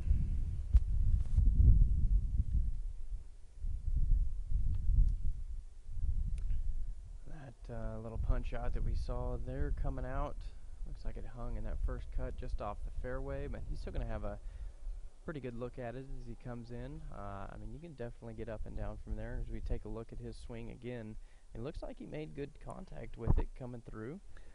Yeah, it's just tough being where he's at. I mean, it's a situation where, you know, I think he did a pretty good job of staying aggressive. Look at his hands came on through. Hesitated right at the end there, but you know why? Because he's got so much trouble to deal with, and it's just hard to let everything just flow. Yeah, absolutely, and that's one of those shots over there that you just don't have all the options with, and when you're kind of forced into it, it's like, all right, well, I'm going to hit it this way. You know, and it's, like I said, I've played this tournament many times in the past. I've been here 30 years, but you know, the thing is you hate playing golf when you're having to try to figure a different way to skin the cat. You know, you get over there and you're thinking, man, if I could just pull this off or do this, I'm going to be on the green. You know, if you're in the fairway, you got a pretty good chance of getting on the green. And I think the hard part about amateurs, including us, is, you know, it's a challenge to stay in the fairway. And So they find themselves a lot of times trying to find a different way to skin the cat so that they can, score well. And I mean, that takes a mental toll on you. I mean, it's a constant burden. And so that's why you see some of these teams blow up, if they get in enough situations like that. That ball's coming off the back. Yeah, absolutely, and that's something that David and I were actually talking about yesterday. That's why people love having me on a four-man scramble. Is I spend every round of golf I play scrambling, so yes. I'm used to it. You're used to it. That's right. But you're right. One of the hardest things is just getting in the fairway and staying there, so you have a nice straight-on approach shot. And there's finding a partner who maybe doesn't hit it as far, but he hits it straight all the time. It's a big deal. Absolutely. Nice replay there. That's a great angle right there of that pitch shot. Yeah, and you can see, I think he liked it as it came through. But if you notice when he kind of dug in with his hips right here at the end, well, we lost it, but that's the only fundamental glitch there. Right. This shot's all about the grab. Yeah, as David would shot say.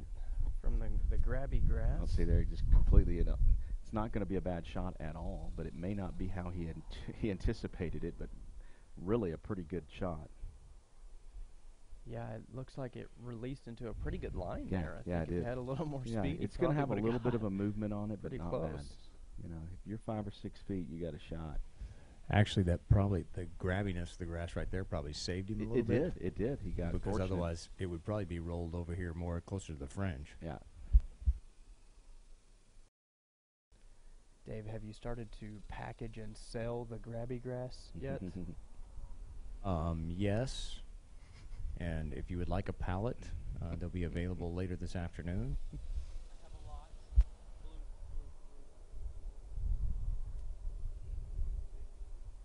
It's a nice roll it just didn't quite get up over the edge.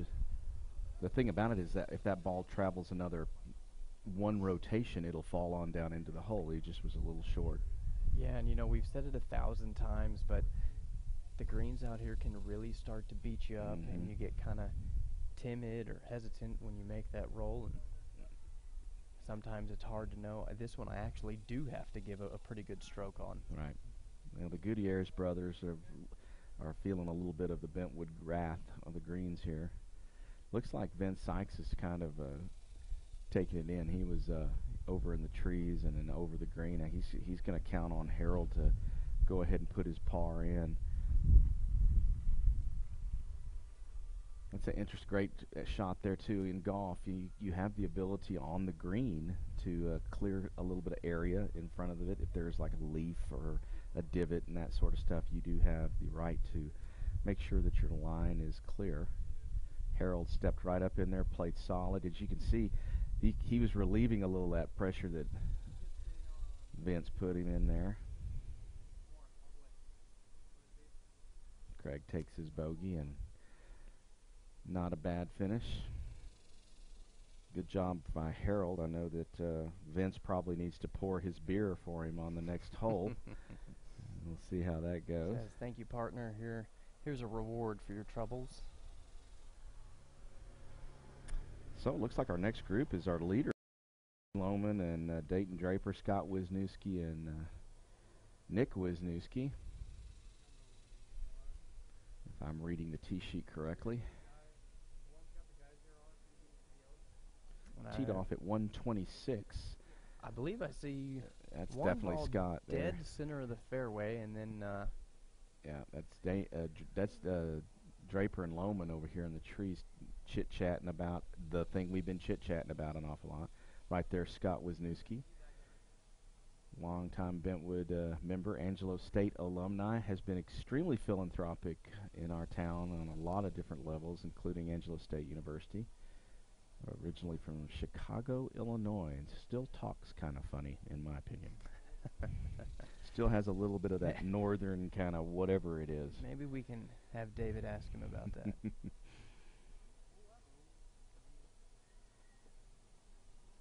Scott's played a lot of golf.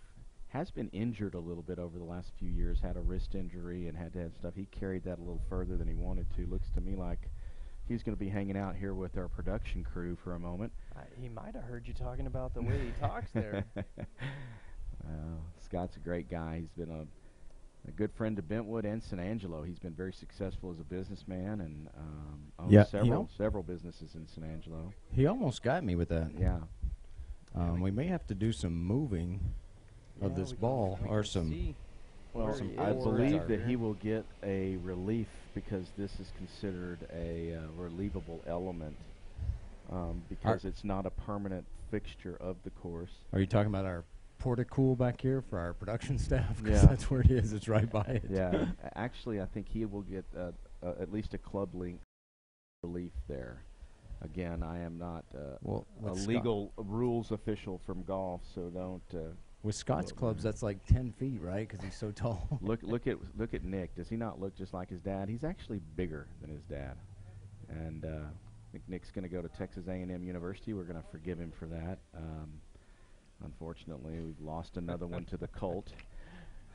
There's only one worse school, Colt-wise, in the United States, and that's Abilene Christian University. And A&M. So see how Nick handles these trees. He should be able to take a full swing at this and not worry about it. Is that what the C stands for in AC? Almost Colt University? Yes. Yeah, he did Nick's there, down Kevin, in front. and what a great-looking swing he's got. Yeah, I know. Very smooth as he follows all the way through and watching it. Probably all those hours in the snack shop serving up cold beer and burgers has made Nick a better golfer. Yeah, because he hears what all the golfers talk about, what not to do on the course. So he knows. But, you know, it's funny because yesterday we were watching them come through, and actually Nick played the hole worse than his dad. His dad kind of bailed him out yesterday. So that team golf today, it looks like it's the other way shoes around. On the other foot today, huh? Well, those guys have played a lot of golf out here, so hopefully that Scott can pull a rabbit out of the hat over here back behind the production crew. Well, you got another real good-looking shot of his swing here, and that one looks like he might have came through. It's Eddie Lohman. A little Eddie, quick. He's all right. He's kind of up in the front center. Hopefully the ball will hold a little bit. But yeah, I think he's going to be happy with that. I think the Wisniewskis went back to visit with some people down along the the hole there. Maybe get a backyard barbecue. That's a great point, though, David. I mean, people literally do backyard barbecues. I mean, I know the Nagels used to do a big crawfish boil or shrimp boil. I don't know if it's crawfish season or not, but whatever. You know, but they would have a big deal, and they'd be feeding the golfers as they go by, you know. And well, Michael and Emily Brenley's dog, Callie, yesterday, she became world famous on our webcast because she brought the tennis ball over to the golfers, dropped it over the fence while he was trying to hit, so then he picked it up, threw it to her. She chased it down. He goes back to address his ball. She drops it back over again. I think we should use that. That would be a YouTube sensation, man. Yeah, well, well, it was awesome. And I mean, it wasn't like he had already had a hard enough time. A right-handed he's right up against the golfer fence. having to hit left-handed, flip his club upside down against the fence, and then he's got Callie saying, "Hey, you know, can we play fetch? Do you mind?" Yeah. Well, I think that when you're in a situation like that, something funny just might help break the ice a little bit. Absolutely. Well, looks like Scott Wisniewski's talking to Corky over there, a longtime business associate of his, and Corky's saying, yeah, it's back over there by, as he likes to call me, Disco Dave. That is Corky's name for me is Disco Dave. I don't think he's ever just called me Dave. But judging by my longtime friendship with Corky and my knowledge of his past, that might not be the best thing to be called. Just letting you know.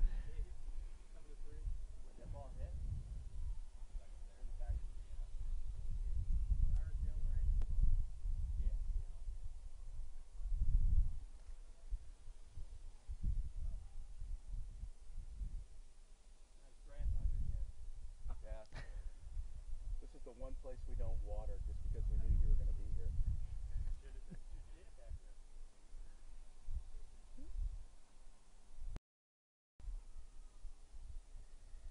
So looks like he's going to take his drop here. Yeah, like I said, back he does. out where he can hit it. He does get a drop from the television crew area, and quite frankly, he's got kind of a uphill roll towards the hole. But we'll kind of stay quiet here because he's right underneath us.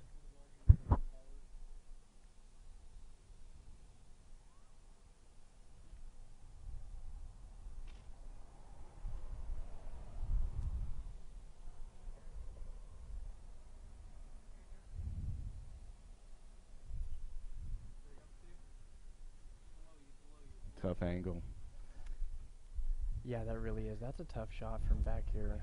Well, and it's like I said, it's he was exact. I don't know if we could hear it on the cast, but there's not a lot of grass back there. It's on the edge of the course back here, and it just doesn't get as much water as the rest of the course, so it's a tough situation for him. So hopefully he can get his boy can pull him out of this a little bit.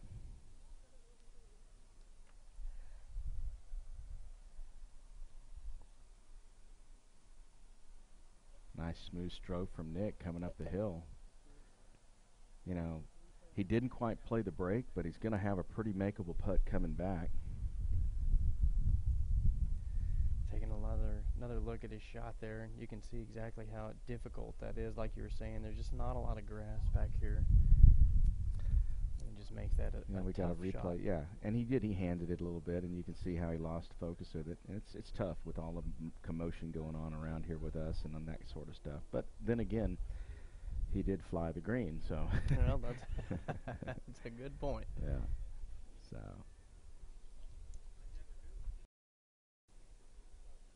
He's going to go ahead and pick up and put the pressure on Nick.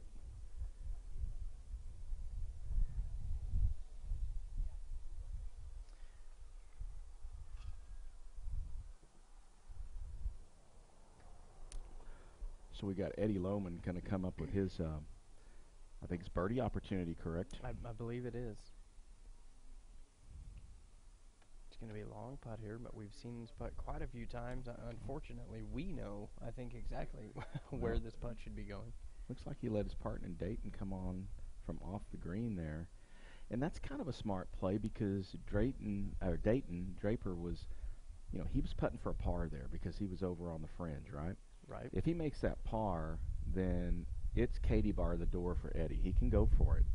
So he chose to go ahead and have his partner take that shot first. Now, unfortunately, Dayton didn't make that shot, but on the other hand, it was a good strategy on their part to try to relieve some pressure off of the par putt.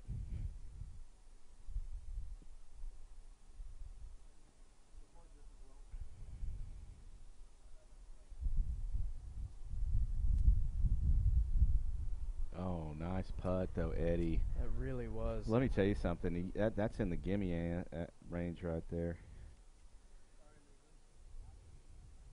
Yeah, that was a real nice read. From what Scott was saying, he said he's been real consistent all day. He said he's probably 2 under on his ball all day. Well, I mean, and Scott's a player, and he's got a lot of experience playing. He's probably been in the championship fight in his younger days. Unfortunately, like myself, he has gotten older. Unfortunately, the age happens. Mm-hmm. See if Nick can get his par in the hole. Good angle with the camera there. Nice smooth stroke. Just pushed it off. Yeah, I think he pushed that one. Not happy with that result. And he looked back at Scott. They may have just misread that a little bit. I don't know. Yeah, and here's another look at that putt just before. We can see the roll that he gave up here. Being here as long as I have, growing up and knowing Scott and a lot of these people, not just Scott, but all the players, and seeing him play with his son when I can remember when his son was born, it's kind of a cool thing, There's just so many people that the community has just continued on, and the generations that go on, and it just kind of makes you feel good that so many people are, continuing to stay kind of in Angelo. Of course, Nick's going off to school and all that kind of stuff, but at the same time, the consistency of families, good deal here in Angelo. So the guys in the tower, Collins and Brown up there, were wanting me to come talk to you, Scott, just because of your Chicago accent. Chicago accent. What y'all talking about? Yeah. How are the first 7 holes going for you? To the last hole, we were doing all right. We were 1, and our playing partners are 2 under. We were 1, and now we're even. So. Y'all still got a lot of golf left to go? Absolutely. It's golf. All right. Best of luck to you guys the rest of the day. Thank you. All right, well, as we're waiting for this next group to tee off and head up the 18th here, we're going to take a quick break. So, guys, we'll be right back with you in a few minutes for Concho Valley Homepage's coverage of the 2018 Men's Partnership out here at Bentwood Country Club.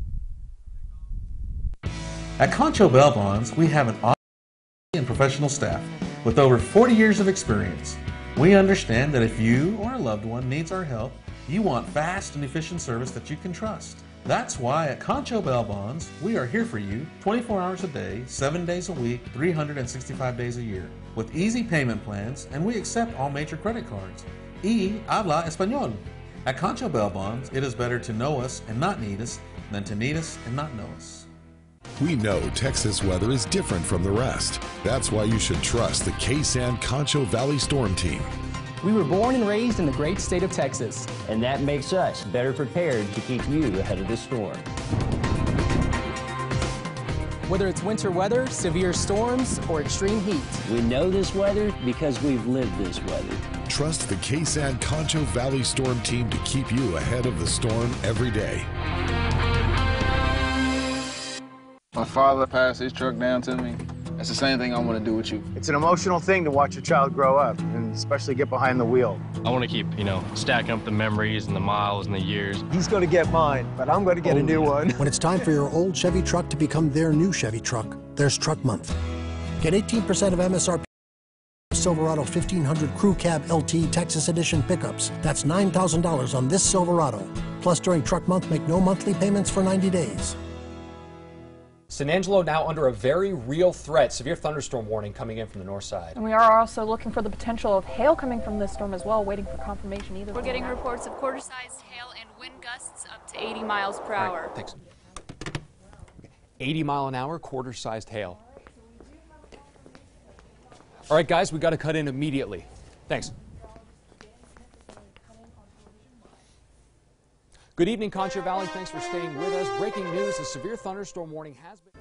I'm Tommy Clark, General Manager of Ameripride Services. As a native of San Angelo, I appreciate the sense of family that exists here. Ameripride considers our customers our family. Thank you for choosing Ameripride Services for your uniform and linen needs. Remain informed on breaking news with the updated Concho Valley Homepage app. Now containing severe weather alerts, push notifications, extended weather forecasts, and more. Download the Concho Valley Homepage mobile app today. Available on iPhone, iPad, and Android. Cake's here. Oh. You know, it doesn't make sense. What we're paying for just satellite TV, I think we could be getting TV and internet from Suddenlink for less. It's just not right. Can I see my cake, please? Switch to Suddenlink and get TV and internet for less. It just makes sense. Call 877-733-1324. It's hard work and sacrifice and never even thinking twice, and it's waving at people you don't know. Cause that's how we're born and how we're raised. The Concho Valley is our place. It's cheering for the blue and the gold. Local is your neighbors, local is your friends, local is a place you've always been. Then I love the way KSAN's local every day. Welcome to Dreamscapes, the Concho Valley's premier outdoor living design center. Choose from a variety of custom outdoor fire pits, pergolas, and other outdoor accessories to help complement your outdoor style. We sit down with you to help design your dream outdoor living space. We offer a wide variety of grills to choose from, including pellet grills, gas, charcoal, and ceramic, along with all the extra amenities to complement that new grill. Visit us today so we can get started on bringing your outdoor living space to reality. Right here at Dreamscapes, located at 3602 South Chad. There's the storm. There's the warning. It covers Paint Rock. It covers areas north of Eden. Exactly on the 1 year anniversary. I don't know what the odds are on that. We'll do the calculations later. Power going out again. I don't even know what count that is. Maybe 12 or 13. Now 13. 14. Okay.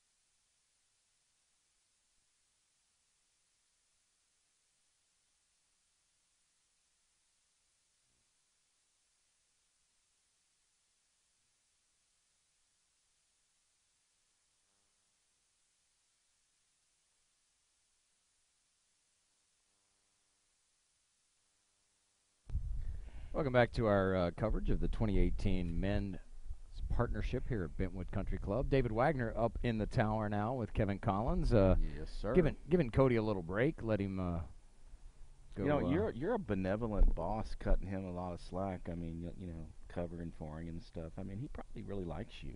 No, he doesn't like me at all. So, because I've made him work out here for 3 days in the heat and everything else. But no, he's been a great addition to our news staff at KLST and KSAN as our assistant news director. And so we have Aaron Bailey joining the broadcast now. Aaron, good to have you this afternoon. Aaron dressed appropriately. She's got her shorts on today. It's pretty hot out there. Is that a golf skirt, actually, Aaron? Yeah, I have a golf skirt. You know, my tank top is UPF 50, so I really came prepared. Little tough shot coming out of the bunker there. We got the Chase Hensley and Drew Springer. That's Chase Hensley that came out of the bunker, and that was a tough lie for him. So he's got a little golf left. It's Ray Meacham here, I believe. Ray's choosing the putter here. He's get a good roll out of that, and you know, given that the flag is as far away and the hole is far away, he can probably get by with that. And let's see how he gets a roll up the edge of the ridge there. And that's just that slope. You know, y'all talked about it earlier, and I was down there on the green at that time. You're really going to have to hit it to get it up that slope today, even as dried out and as fast as these greens are. Yeah, for sure. It's going to take a little bit to get up over the hill. And I don't think a lot of the players so far have noticed the pin is really about 4 or 5 feet from where the crest of the slope is on the green. So you got to get it up over that slope, and then it flattens out. So it's not like once it gets over it, it's going to roll to the hole. It's got to have enough speed once it gets over the slope that it's just going to keep going. Well, you know, and Chase just tried to pitch it up there and did not a bad little roll towards the hole there. Then fortunately, that's just a total touch shot, and he's going to have a reasonable putt coming back for his bogey, but he's coming out of the sand and is probably hoping his partner pulls it together. Drew Springer now gave it a good run. Yeah, no, not afraid there. And that's important. I mean, he got up over the edge. It's just a matter of figuring out which part of the ridge you're going to go with. And we've seen that a couple of putts, those long putts like that. It breaks back to the player's right, our left on the screen, coming over that hill. So it's almost, you want to play it about a foot out, a foot to the left of the hole, and hopefully get it back in there. Well, and you know, when you're down the back on the front of the green like that, it would be a good idea to walk up to the hole, because like you were saying, when you're standing down there, you don't see that ridge. But when you walk, you feel it, and then you start to see it. And it would be a good idea for the players, if they're on the front of the green, to take a look at the entire way to the hole. There's Ray for his par. Nice smooth stroke, just barely didn't get it there, and taps in for the bogey. And again, that's, you know, why you see caddies and everybody on the professional tournament, they walk all around their shots. I mean, it's almost a 360-degree walk around to see every little thing about the green. Yeah, no, there's no question about that. I mean, you know, those guys know the course, and if you get the opportunity to play on a place that has a professional caddy, it's almost kind of weird how good they are at telling you what to do. Yeah. If you could just afford to have one all the time. Well, that's called a wife, right? Tells you what to do all the time. All the time. It's Chase Hensley trying to finish up his bogey, makes it nice and smooth. Good putt there.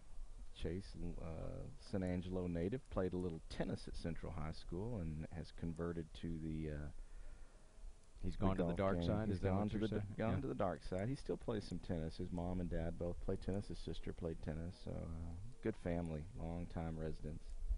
Like Jeff's got his putt for par here. So that I'm assuming Ray is hopeful. These two teams in this group played. This will be their 8th hole to play today, as they are teed off on number 11 back at 142, just before for 145. I don't think Jeff's happy with that, because I don't know how that stayed out of the hole. He just pulled it a little to the left. So they've got a 5. Let's see if Mr. Springer can finish up his par here. Sometimes putts are the ones that are most difficult. Got a couple of good ones. Back out on the fairway there, we just saw a quick shot of it right before he finished off his putt. We've got somebody playing partner golf out there in the fairway. Those balls are like within 2 or 3 feet of each other. That's 2 excellent drives. Looks like we got old Tom DeLauder and Cody Allison out there. And Tom and Aaron actually had a pretty good thing going yesterday, because he's got what we have deemed as the best-looking golf cart with that 57 Chevy golf cart that he has. Yeah. And so he actually came back after he had finished his round and tried to give Aaron a ride. Yeah. So I got to sit in it, so. Yeah. He That wouldn't take you for the ride. I can assure you, Aaron, I went to junior high and high school with Tom, and you need to stay as far away from that car as possible. Good thing there's not a back seat in that 57 Chevy. Is that what you're saying? I can tell you. It wasn't even his design, you guys. He just bought it from someone. In his day, Tom was a pretty good user of those type of situations. Not that I would. Not that I would know. So you heard stories, right? Yes. Stories. Never confirmed. No. Good looking angle right there. Smooth stroke there. Ball's off to the right. You know, I almost said something, because as he hit through that, you could see how his right side kind of pushed through. And unfortunately, that's the result is that ball going to the right off into the bunker. Yeah, pushed it right into the sand. And it looks like he followed him. It's like those balls have a magnet on them. They're hanging out together. Yeah, they are. I mean, it's almost an identical shot, just about 5-6 feet longer was the only difference. This is Tom. Yeah, one of the better looking goatees we've seen. I think he's vying for an opportunity to play on the Duck Dynasty show or something. I don't know. Uncle Si, look at this shot. Yeah, no, he's played this hole many times, and he's probably not happy with that, because I know Tom, and he's a dang good golfer, that's for sure. Has spent a lot of time, you know, really, really getting into the game. He's kind of one of those guys that's a golf purist, and he's into it. You and I would love that shot. He's probably thinking, how did that not stay on the green? Got a little replay of that ball going into the sand trap, and you can kind of watch how his right shoulder and hip kind of pushed through right there at the last second. And unfortunately, you know, he's muscling that ball, and you can see it again right here. He muscles it, and then when that happens, it comes off to the club face to the right, creates a little side spin, and next thing you know, the ball is really traveling from left to right.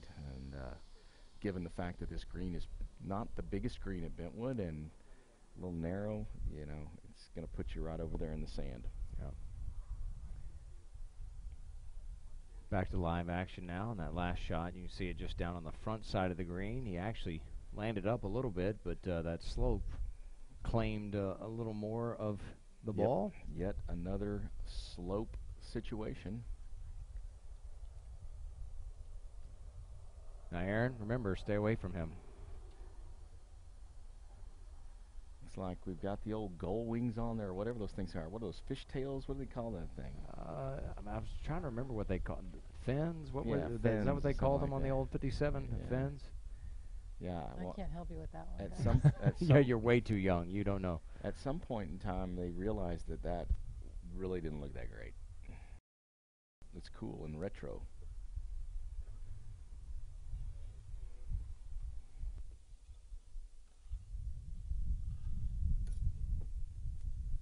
I will tell you that Tom's going to have an opportunity for a score here, though, just, you know, because that putt is going to be going up the edge pretty nice and smooth. So even though he's got a little bit of the cut there, that cut as the tournament has gone on has gotten a little thinner. Not a bad sand shot.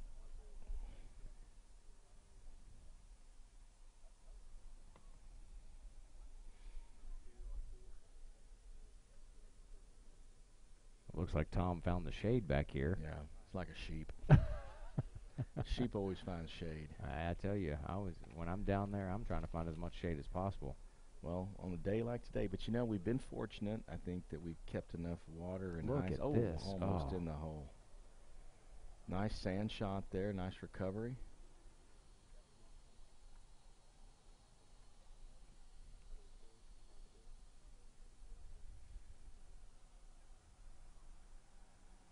Tom's going to go ahead and pull it. Yeah, he's going to go ahead. You know, by rule, he has the opportunity to leave the pin in, but I would agree with him. I think that's a smart move because given the fact that there's not a significant cut there.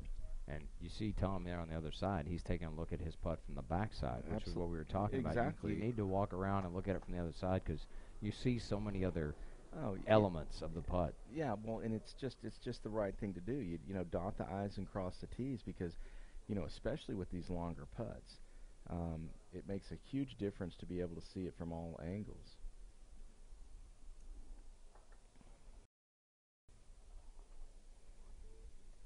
Little partner read on there as well. Cody Allison played with Tom for a long time. They're good buddies. Yeah. Say, what do you see? This is an opportunity for these guys, though. And, you know, we haven't seen very many birdies at all. Oh, it's really the third flight yesterday was where we saw most of them.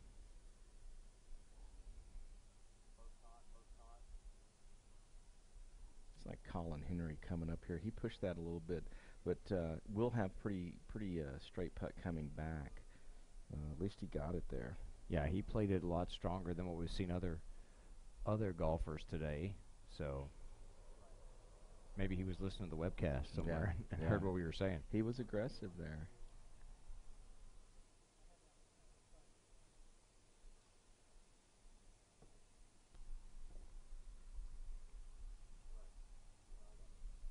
A lot of communicating going on about this putt.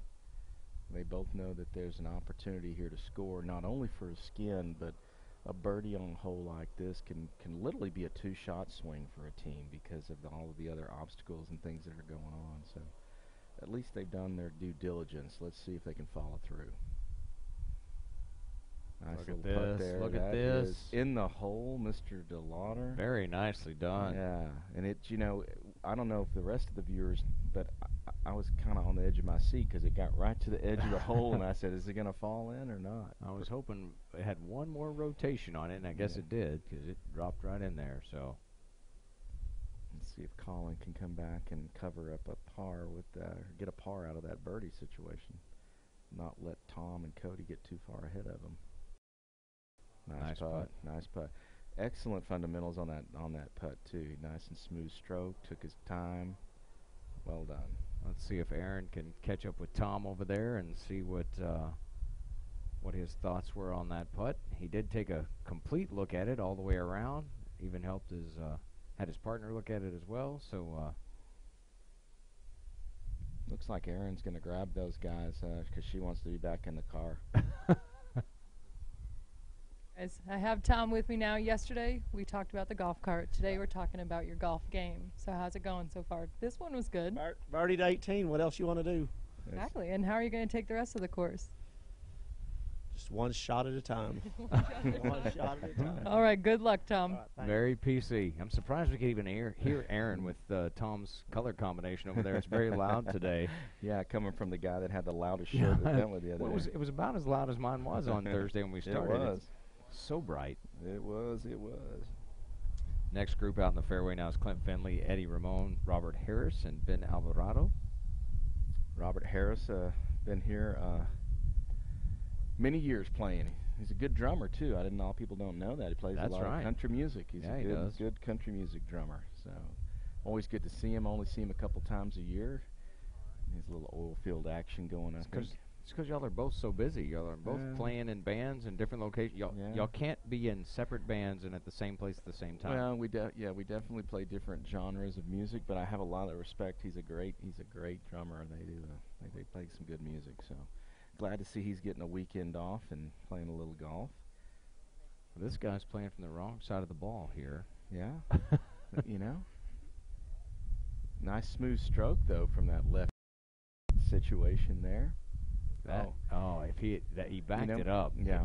If that would have released for him, that was where I was talking about you guys earlier. You want to land it there, but if it's got that topspin on it. When it hits, it's going to release over to the hole. Yeah, for sure. He hit a nice smooth stroke there and got a little more action on it than maybe he wanted. But unfortunately, since it didn't release, it's a lot tougher putt. If it had released, he'd have been in pretty good shape. Here's Robert. Good angle there of our camera guy.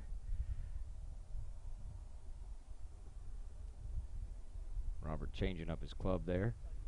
Maybe felt the wind and the breeze, and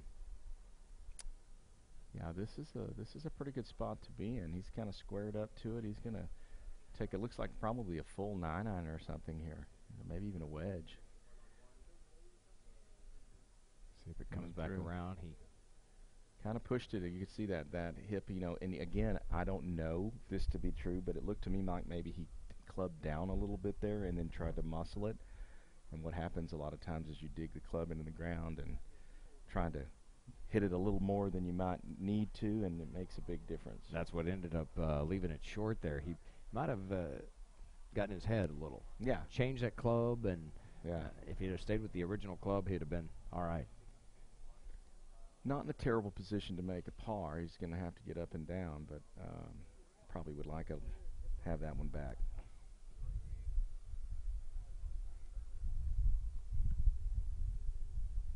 So this group, is Eddie Ramon coming up right here.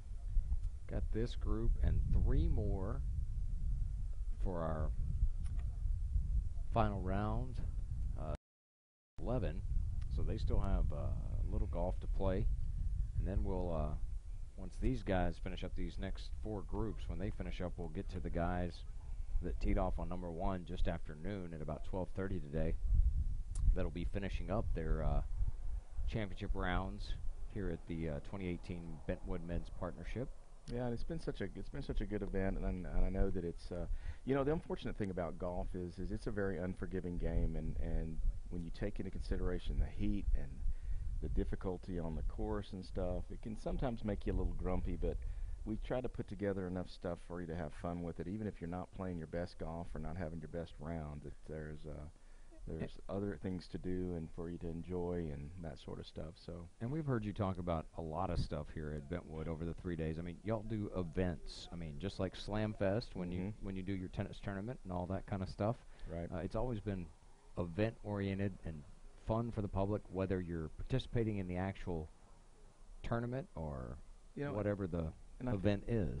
I just think it's important. I mean, we consider ourselves not only a country club to be a big part of the San Angelo community, and I mean, I think in order to be successful in our town, that's important, and it's the right thing to do regardless. And but we try to put our best foot forward and create a sense of community. We are the only master plan community pretty much in West Texas. I mean, we have the designation that gives us that opportunity, and so we kind of take pride in that.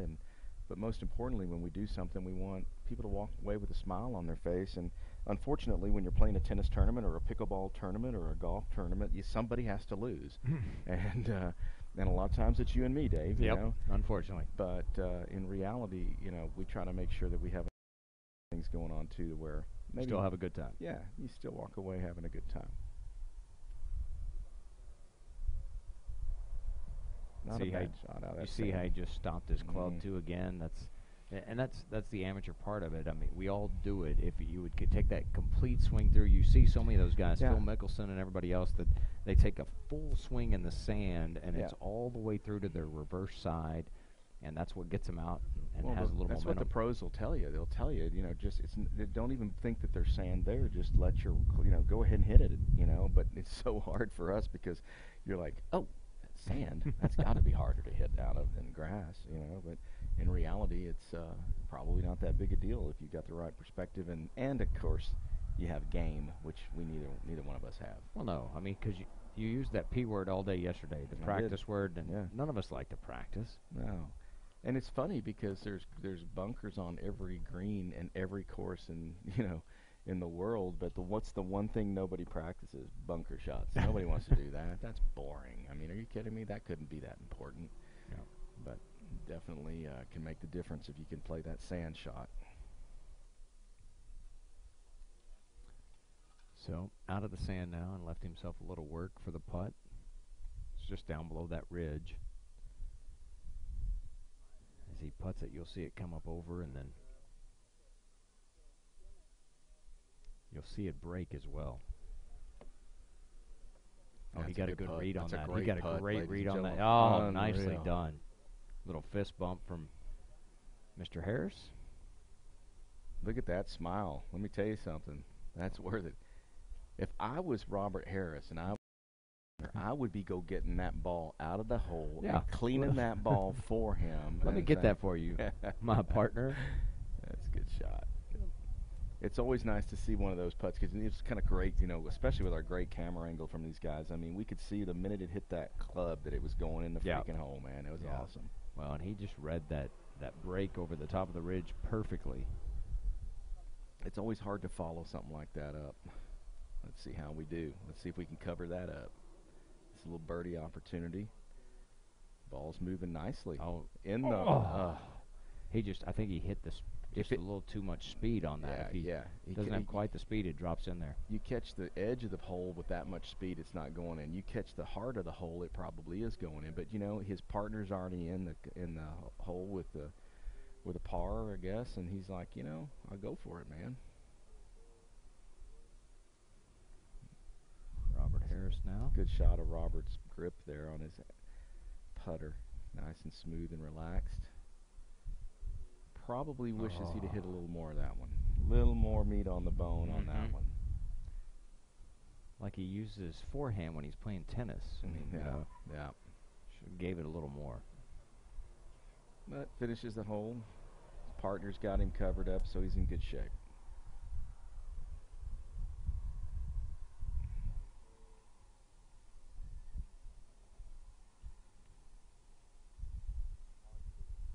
Ooh. Just ran that one by. Just a little bit firm, but he went for it. What the heck? Got the par in the hole. So those guys both came out pretty unscathed because they're playing a little partner golf. Got us another group just now on the tee box with Scott Antley and Jim playing with Corey Wiegum and Mike Lane. Those are all big Bentwood guys, and Scott Antley's on our Bentwood Partnership Committee, and his wife is on our advisory committee for the club. Very active in our golf club. I think we got Aaron down there now to talk a little bit about that putt. That's right, guys. I'm now with Clint, who just synced one of the best putts I've seen so far today. So, Clint, you went from the sand to that. How is that for you? Oh, it was lucky, but I'll take it every time. So it looked good, and I'm just trying to help my partner out. And how are you guys looking for the rest of the course? Oh, we're doing okay, but we need to pick it up a little bit. So my partner's holding his own. I got to do a little better job of holding my own. So it's been fun. All right, good luck. Thank you. Well, it looks like he held his own at least for this hole right here. You know, so. and I tell you, sometimes it's a situation like that'll turn the worm for him. I mean, if he hasn't been on it as well, hadn't been playing as well as he'd like, you know, hey, that kind of a putt could make your attitude completely change. Yeah, you're like, oh, I found it all of a sudden here. Yeah. Let's keep going. Oh, that's what I'm supposed to do. Okay, I can do that. That's how I'm supposed to be putting. Looks like we got Antley and his group are still up on the tee box. Yeah, great shot long down the deal. This is Scott with his drive, nice and smooth. His partner, Jim Honey. I think I'm going to dub Jim Honey Gilligan with this you know, AG. The one the thing Junior Golf Association hat he got from watching his daughter play. I know. And now he's probably at this point. I think we throw fashion kind of out the window, and it's all about function and making sure that we don't get burned up out there. And he.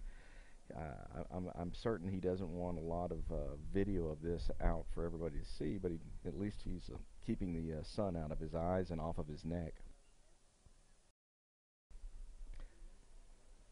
Jim and Scott play out here quite often. Jim plays tennis. His kids play golf and tennis. His daughter, well known as one of the better young girl golfers out, but his son's also really solid tennis player and plays golf as well. But didn't he place in the Mason tournament? Yeah, he went down with those kids.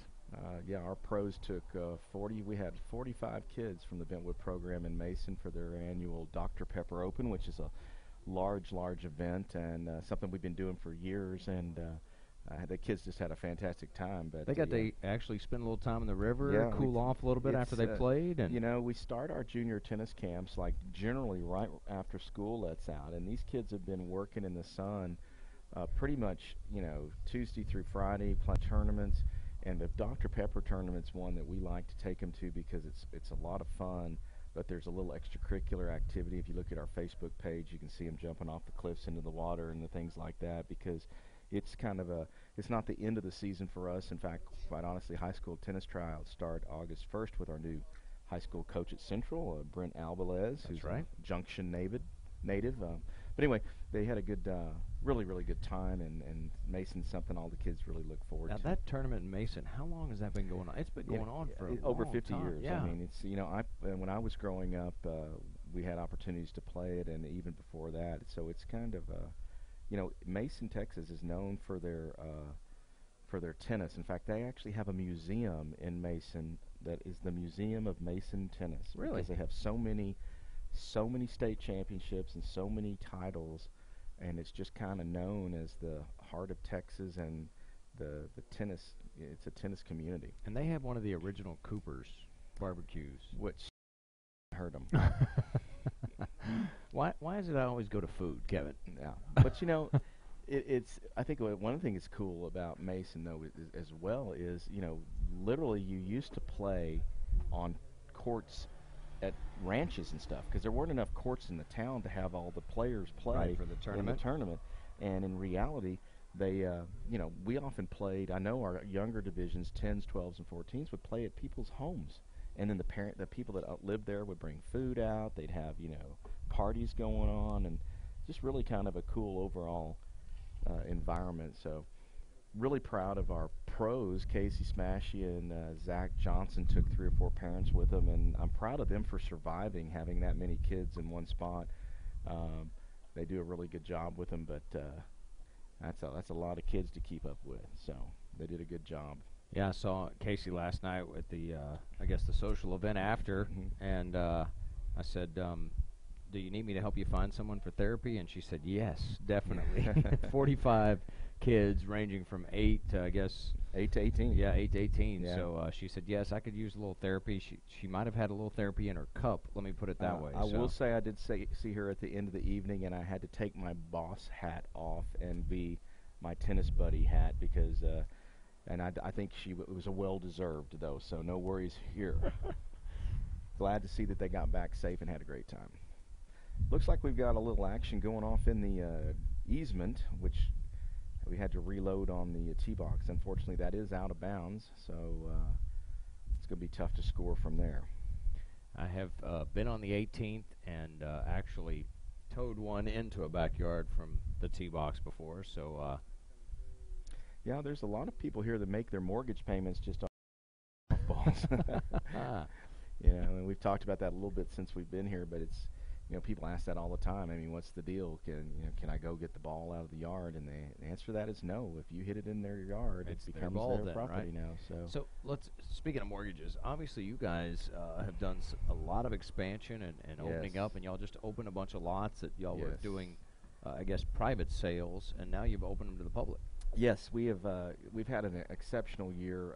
San Angelo's growing, and you know, people ask me all the time where are these people coming from, and you know, it's just, you know, the population of Texas is going to double in the next 8 years. They say basically 8 to 10 years, and so it's just people are moving here because it's a groovy place to be. It is. Texas in general. I mean, I've been here 21 years. Yeah, and I think that we have people moving here for several reasons. One, our oil is expanding and it's coming to this area, but you know, we have a great hospital system, we've got a great university, we've got a great community, and so we've got 3 different subdivisions that are going in at this time, and we've got pre-sale activity on all of them, and it's very brisk, and it's our community. We do have the ability to put 350 or 400 more homes here in Bentwood. Wow. And I didn't realize it was that many. Yeah, there's a lot more to be done, and we're super excited about putting in our final golf course community is going in as we speak, and we'll be ready for closing sales at right at the first of the year, probably.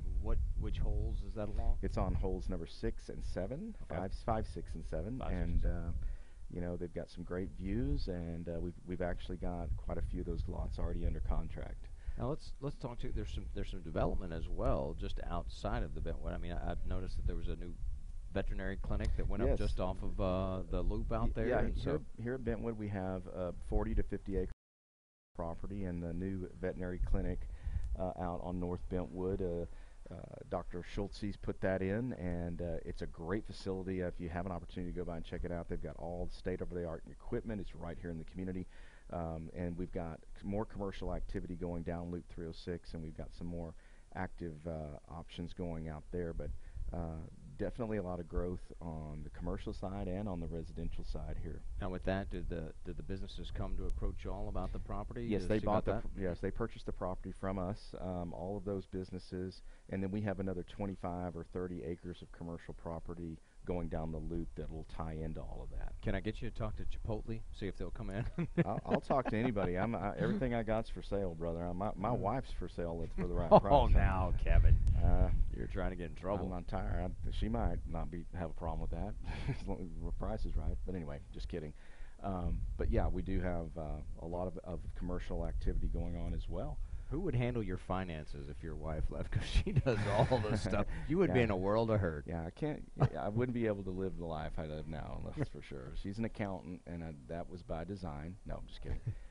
But she does math and you don't. Yes, she's exactly. It's very helpful to have an accountant in your house. I can tell you that. There's Scott Antley with his second shot coming straight in from the fairway. He's talking to it. Pulled it a little bit off to the left. It looks like. Probably not particularly happy with that. Scott plays out here quite often. Actually, Scott worked out here at Bentwood for many years before starting his business, Pinnacle Spraying LLC. He's has a spraying business for all your yard needs and is a big supporter and sponsor of this event. So hopefully we've got the weeds sprayed down over there on the in the fairway, or in the rough, excuse me, that he's in. But we really appreciate him. This is Mike Lane. Mike and his lovely wife Teddy, I'm sure she's listening, works out at Citizen State Bank, one of our bankers.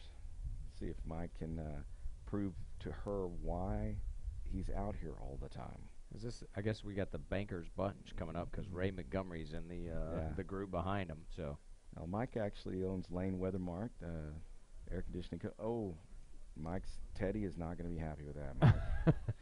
Mike's not happy with it right now. That's for sure. It's in that front side bunker. I must have jinxed him there. Jim Honey's back on the other side of the fairway in the trees, just up from our camera guy there. Yeah, and this shout out to those camera guys. They're putting their lives in danger over there in the tree line. You never know where that ball's going to come out.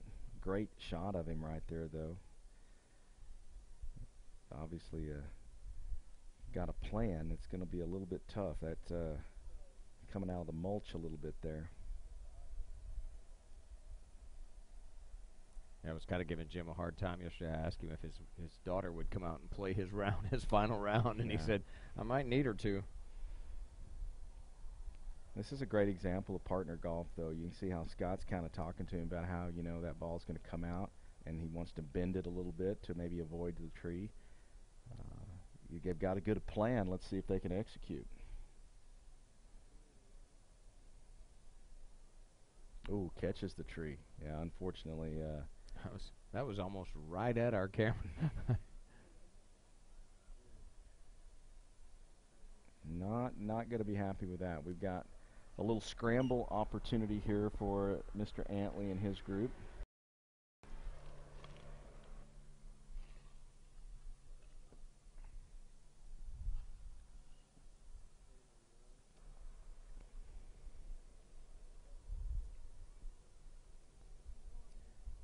I did talk to several of the players last night at the social event as you were busy stroking your guitar up there. Yeah. Which y'all were really great last night. Enjoyed the time listening to you guys play Boogie Town. Yeah, we appreciate it. We had a really good time, and we're in the process of putting out our first album that we're really excited about, and going to compete in Memphis at the International Blues Festival with that. And that takes place when? In January of next year. Yeah, we qualified for the International Blues Festival, and so I've never been to Memphis. Maybe I need to schedule a trip and come with you guys. It would be it's going to be a good time, but we're super excited about it, and we threw out a few new tunes for people that we've that are gonna be on the album, and we had actually several good comments about it. Those people that didn't like it, I guess, kept their mouth shut. So at least the ones that did tell us it was okay. So, but it's a lot of fun.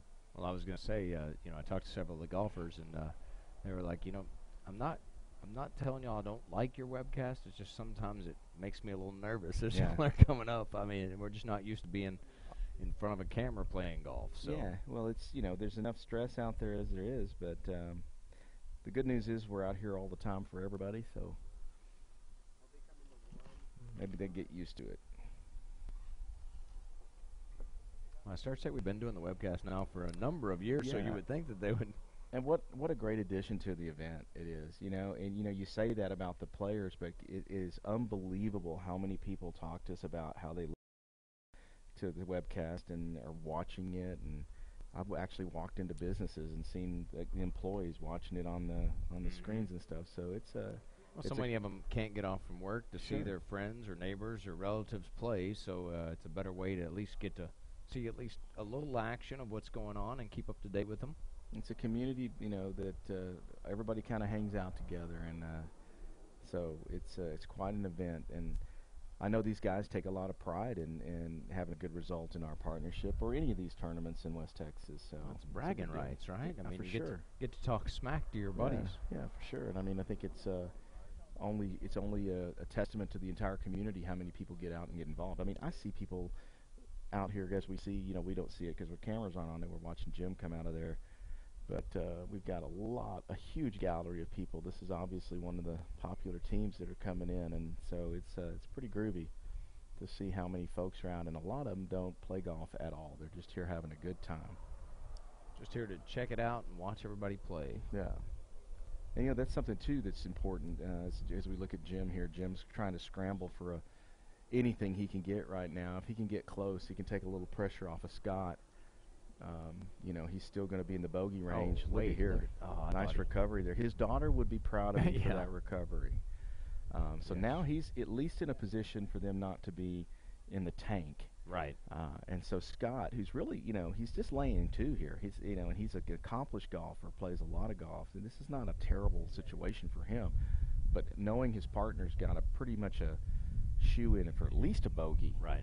I mean, that makes a huge difference. Now, the only bad thing about Scott's position is over here is the way that the ball is down. Yes. His feet are going to be above him, and so it's going to be tough to play out of. And it's in that, I guess, is that a little Bermuda over there? That's Kevin? actually some St. Augustine. Okay. It's coming, that as you get closer to some of these houses, sometimes the grass hybrids in with the other grasses. But his goal here is to keep his head down and just let it happen, because as he's over the ball, the first thing that happens is you pull that head up, and that will cause you to pull a little bit of a shank on there. So hopefully he can stay fundy.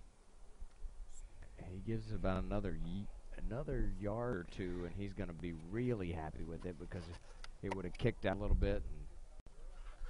Yeah, he's not happy with that, but he's at least got a little bit of it. He's got a putt for a par, and that's better than nothing, I guess. We got. We haven't talked about you at all. We did Mr. talk Friend. About Mr. Clay Friend over here. Cotton Catering. He just brought us some ribs. No, he brought me some ribs. Oh, you're not sharing. No, okay, well, I see. I can be bought. Do I have to talk to your Aaron wife for that? I know. Aaron basically looks over here. She goes, "Ribs? Yeah. I heard ribs." Yeah. I mentioned food, and you immediately get my attention. Aaron loves food. We like to call her our resident foodie at work. Well, this Cotton Catering's where you need to go. Now I know. You can give us an update on the ribs after you eat them. Yeah, he's not allowed to talk with his mouth full. So they sure look good, though. I noticed he didn't bring us paper towels, which we might. I got a shirt. I was just going to say, that's what your shirt is for. Yeah, you're wearing white today. I have a black skirt. Oh, there you go. There you go.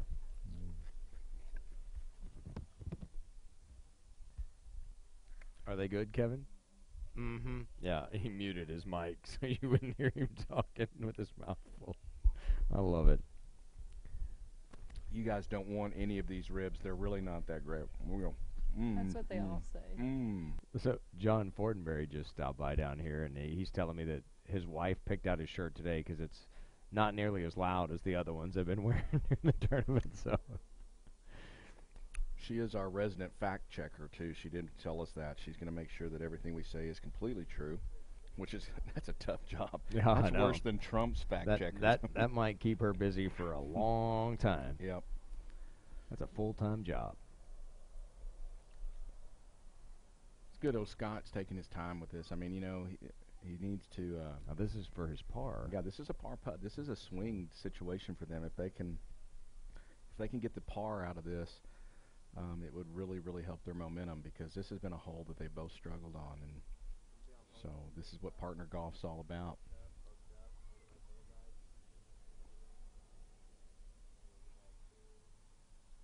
Nice smooth stroke he gave there. it a nice roll. Oh, Let's see if it finds it. oh. Just a little bit to the left. Now he's asking it to settle down. He left him a little work there, but that's got to be makeable for Scott there. They're gonna let him mark it. Well, getting out of here even with a bogey after what they've been through is probably okay.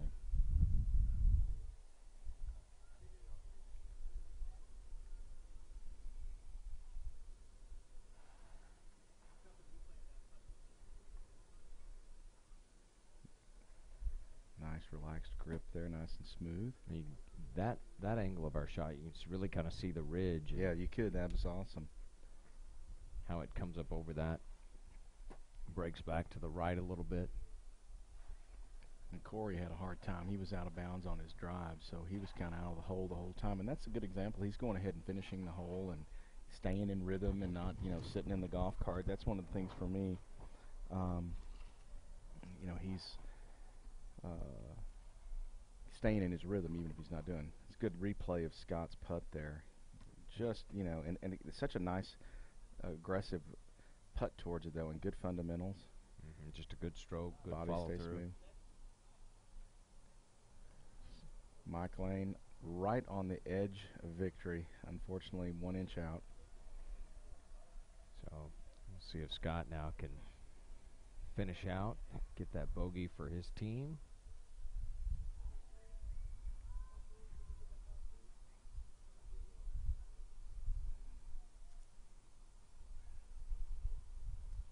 He's not happy with that at all.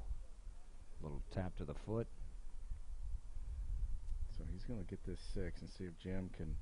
Now, just keep this in mind. I mean, Honey has been off to the right. He's hit the tree. Yep.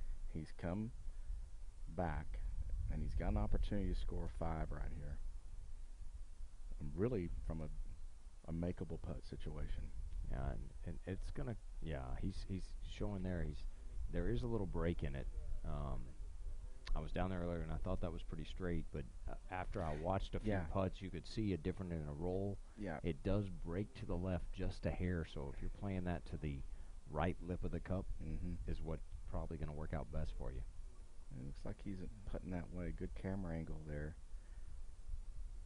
It's just a matter of his speed now. He's got that club head flush there. Oh, taking his time. Obviously had a friend show up from the fly or something.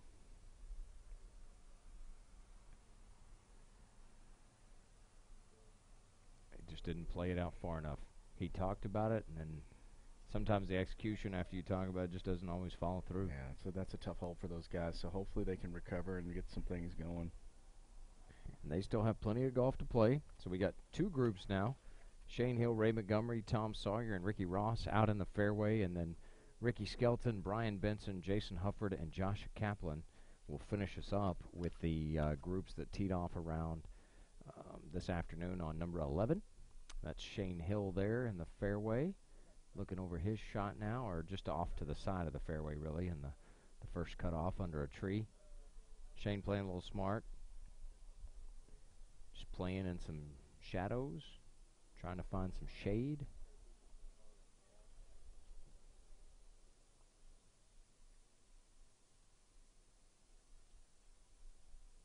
Good stroke from Shane there, and look at this ball coming down.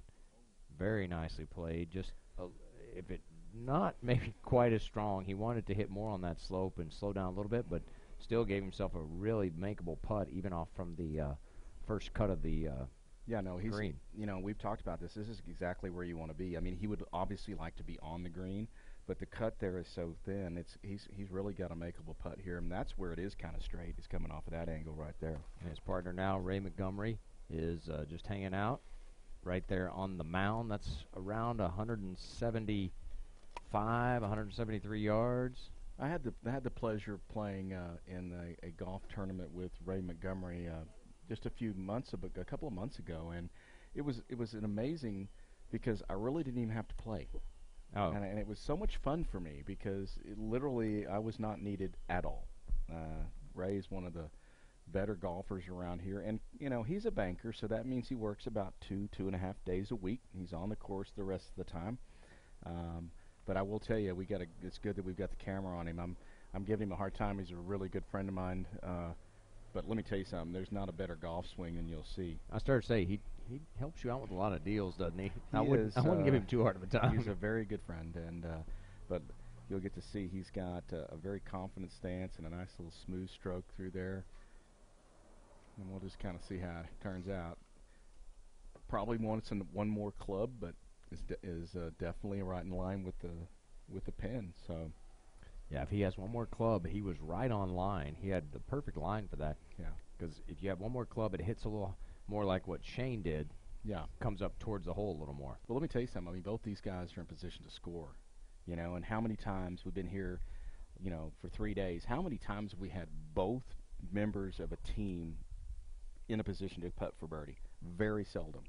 Of course, I wasn't here with you guys in the championship fight, but the last couple of days. But in reality, you know, and the championship guys struggled yesterday. Yeah, so. well, it's like when you got both teams sitting in a situation. I mean, both players on a team sitting in a situation to putt for birdie, makes a big difference.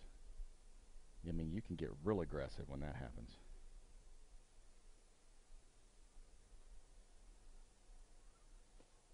Runs it right up there. Probably hoping that released a little more, but yeah, still a great shot from where he was. So 3 out of the 4 guys in scoring position.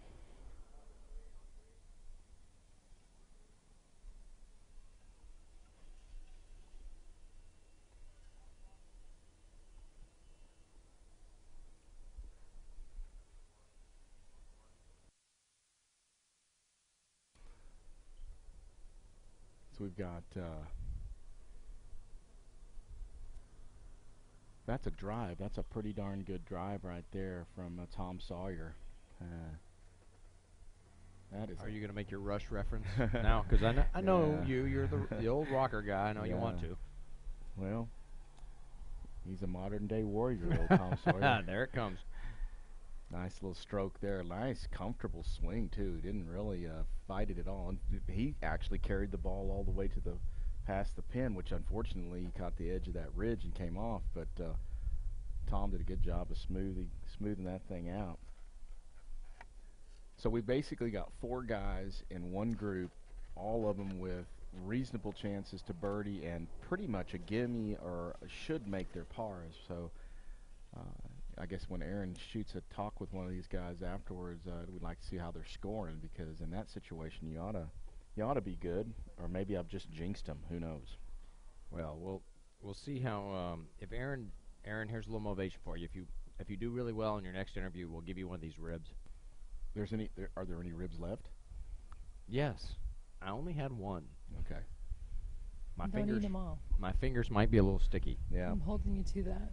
Little Rolling Stones reference, a little sticky fingers. See? Got to have music in it at some point. I was trying to see if you would catch that, like you wouldn't. Got Shane Hill walking up. He's in the blue. He's a local guy, works here at AEP. Lives right over there on the number 18 fairway. Him and his wife Amy, longtime members here at Bentwood. Yeah, their daughter's working today. Yeah, over at the it's kind of a rite of cabana. It's kind of a rite of passage around here. A lot of these longtime families. I mean, I had my first job and my only job at Bentwood, but yeah, we have a lot of the kids that grow up here end up helping us out in our snack shop, and we really appreciate them.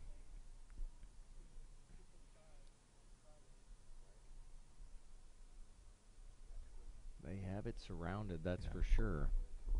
You can see Ray over there kind of cleaning up some divots and things like that, taking care of the course. I mean, it's such a community effort. The golfers all jump in there because they know if they help us as the maintenance crew to maintain these greens and fix the divots and fill the divots with the sand on the fairway, that they just have a better golf course at the end of the day. Well, we were talking about that yesterday afternoon, Cody and I said, you know, the greens crew that you guys have, they're really great. Yeah. But without the team effort of the members, doing what they do, they wouldn't be able to get every spot. But the members helping out the way they do really keeps the course in good shape. Sure, and it's kind of like I said, it's kind of a cultural thing. We actually on our number 10 tee box have a big station for the sand and that sort of stuff, and you know, that helps to remind the golfers to put a little sand in their bag and help fill in these divots. And looks like Ray's on kind of a cleaning spree over there. Yeah, he got it going. Maybe he heard us talking about it. He's like, he's fixed 5 or 6 divots over there, so I appreciate Ray for doing that. Shane really looking over his putt here now. I mean, even though both these guys are a little ways from the hole, I mean, they've got to feel good about being aggressive. Ray went ahead and waved Shane on, so let him go ahead and get his putt. A lot of times a partner will let the one that's further away go first.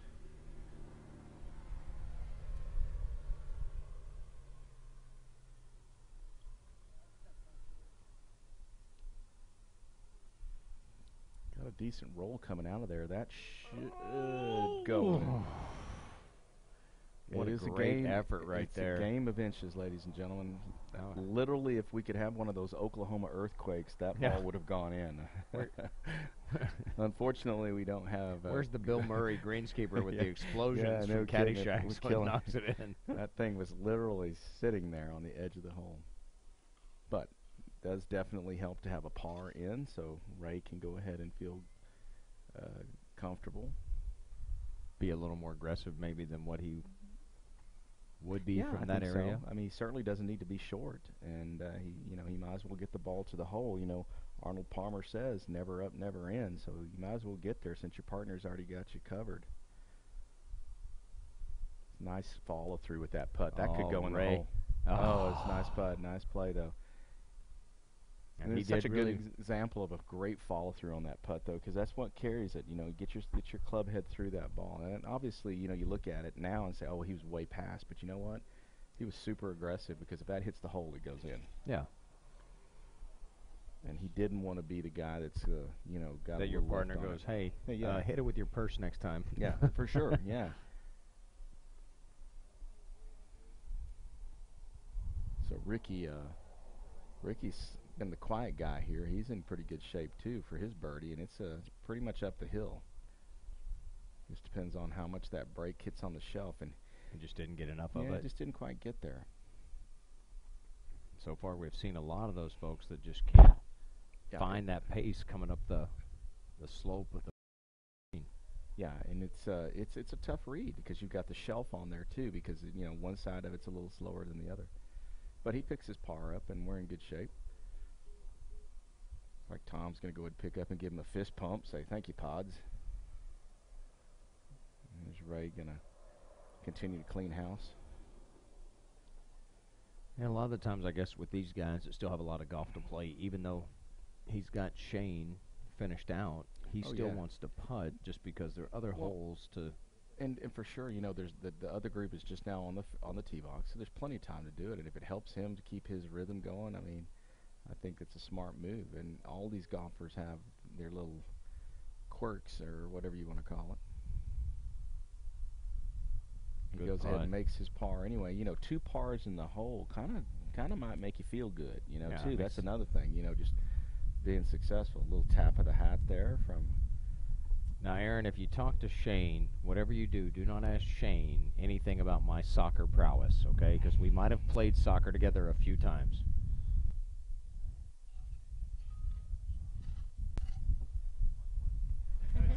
You're good.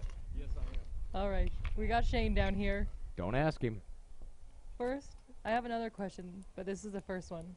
Finish up par here. How's the rest of the day looking so far? The rest of the day, how's it going to look? Yeah. 2 under. 2 under. That's what we're looking at. That's pretty good. It's not bad. You feel happy about that? I'm very happy. He's clearly confident in his partner. We're confident in you and your partner, but now we have a question. How's David at soccer? David Wagner? Yeah. Hey, now. He's good, right? We're just going to say that. Tell yeah, him, we're going to leave it at that. tell him to check out the Shane Hill, right? To say that, correct? He said he'll make the check out to you. He's really good. it gets better.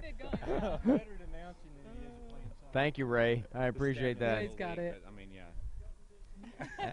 Ask Ray if I can get a loan to pay Shane off, because he's a banker. So He's up there. You can wave to him. There he is. Thanks, guys. Good luck. tell you what, the few times that I did have the opportunity to play soccer with Shane indoor or whatnot, Shane did all the work, and then. Well, Shane was is a great kicker too. I Yeah. mean, he had an opportunity to try out for some field goal kicking opportunities and stuff. You know, speaking of that too, his son Riley's a great swimmer. I mean, just a good athletic family all the way across the board. All right, back on the tee. This is our last group that teed off on number 11. You got Ricky Skelton, Brian Benson, Jason Hufford, and Josh Kaplan. Yeah, well, Jason Hufford, one of our tennis pros out here at Bentwood, really actively involved in our junior development program, does a good job. He's got a lot of patience because he actually taught my kid for a while. Yeah, he just, he's just really good with the kids, and he's spent his life kind of working in the tennis business, and we're really fortunate to have him as one of our pros. He's playing with a good longtime friend of his I met the other night, good player, and then of course Ricky Skelton, who's one of our advisory staff members here at Bentwood and lives out here on the development, and Brian Benson, also one of the builders that does a lot of building and stuff out here at the club. So we're glad these guys are out supporting the event and that sort of stuff. And I will tell you this, Ricky Skelton's he's a funny guy. Oh, so really? I'm sure that they're having a good time even if they're not playing well. Even if they're not playing well, you're going to get good jokes. Yeah, he's got a joke for everything, so he's a good guy.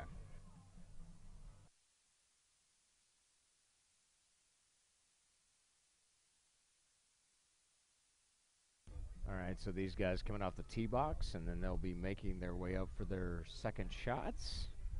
Looks like they have possibly a little gallery with them.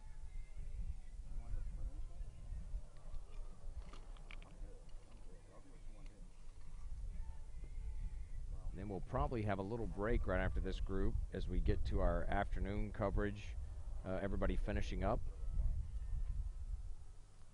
Our next group will be coming in for their last hole of the championship day here of the 2018 Bentwood Men's Partnership.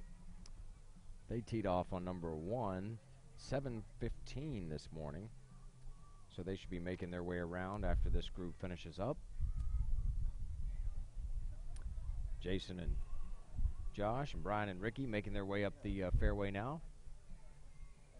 Right now it looks like we got a really good drive out in the fairway, but they are scrambling to the right side, looking in some backyards, right up against the tree line there, fence line. Yeah, that's actually, I think one of that's those. Shane Hill's house over there in that area. So maybe he's just picking up a drink. No, Shane already left. Yeah. But those guys are happy that that's one of those full fences as opposed to one of the ones like the wrought iron ones, because Right. at least if you catch it, you're going to bounce back into the into the course area a of little bit. play. Yeah. But we, Cody and I talk about that a ton. They basically play to that right side an awful lot, and unfortunately that's just the way the horse plays. And if you're not paying attention, a lot of times you muscle it down this little 375-yard par 4. You're going to find yourself out to the right, and so there's a lot of guys playing from over there today, and it's just treacherous. It makes you have to work at it an awful lot. Well, that's what I call a slice. Yeah. Because that's what I hit most of the time, and so as I try to overhit, Yeah, if I just would let the club do the work, then I'm going to have a pretty decent shot most of the time. And I've done that a few times here on 18. Yeah. Well, I mean, it's there's plenty of room. It's just a matter of getting through all the minefields. Not a bad shot came off of the edge there. Luckily, he had a full swing. A lot of times when you get up against that fence, you don't get a full swing at it.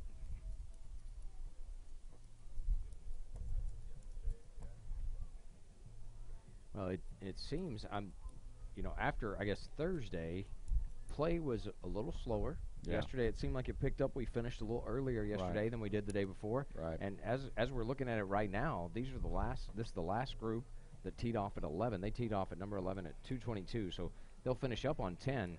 Yeah, but 2.5.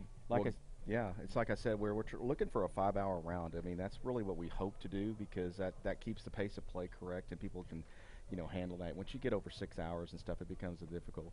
And our guys do the best they can to make sure that all of the players are working their way through and having every opportunity to keep moving through. We have marshals on the course to help and help the pace of play, and that just makes everybody's attitude better when you don't have to stand and wait too much. But now, I mean, after this, we'll get around to our guys that are going to finish up, and so, we're looking at about 15 minutes till 5 o'clock. We may actually get through a little earlier than we did yesterday, just in our coverage.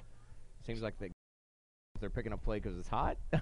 I think it's just they're playing a little because, faster. Yeah, well, I think as you go through the tournament, people get more comfortable and they, have their routines down. We just saw Jason Hufford kind of push that ball under. He obviously had tree trouble. He had no other shot, so he just took the smart play and pushed his ball off into the fairway, and he's playing for the par, trying to be safe as opposed to sorry, as they say. Now this is Ricky Skelton here. Good old Ricky works. He's a paint distributor.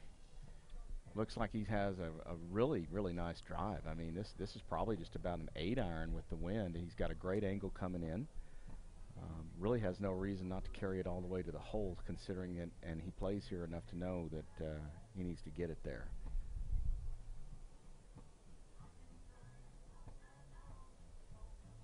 And he just pushed that out to the right. You can see as the flight came off the ball, it's going to be down over here. Yeah, he pulled it in there. Obviously, Ricky knows what he's doing.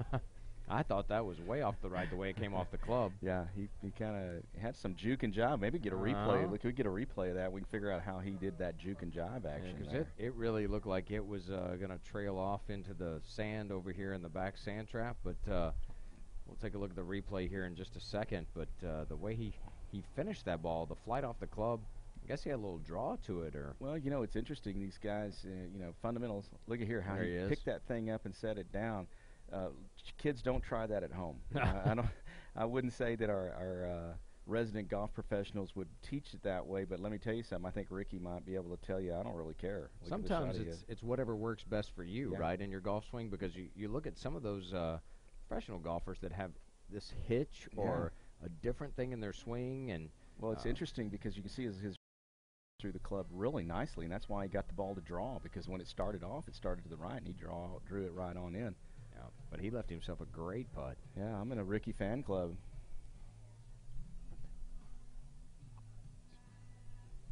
If I'm Brian Benson, I'm thinking, maybe I'll just stay in the cart. This is Brian. He obviously had a big drive as well. Oh, he's not going to like that at all.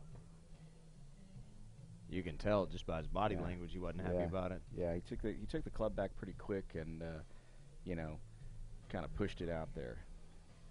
But in partner golf, as long as my partner's in good shape, I'm in good shape. And Hufford now, back out in the fairway, like you said, he was playing smart golf. He left his testosterone in the bag. Yeah. Well, Jason is a lefty, and you would think over there in those trees, but that's kind of a disadvantage. When he hit over there to that left side, or our right side, his left side, that's a detriment to the lefties. Nice little punch up there onto the green. He's going to have a little tester to get his par. Unfortunately, talk to it, Jason. You got to tell it to stop. Yeah, unfortunately, Ray Montgomery fixed all the divots that would stop. That would have stopped the ball. So, yeah. But he's on the dance floor looking at his opportunity for a par.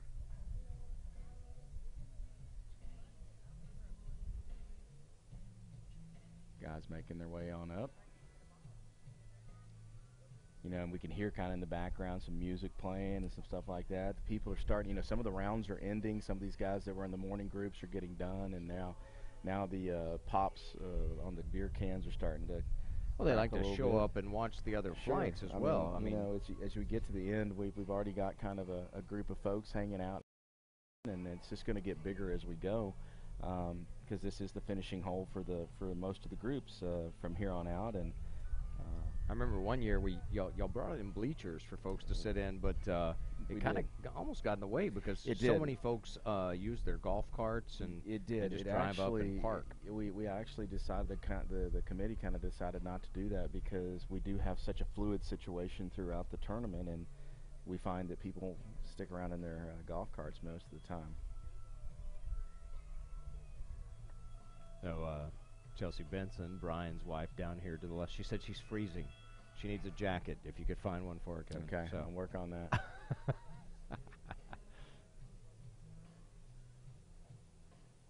Ricky Skelton moving up to a little mark on his ball there.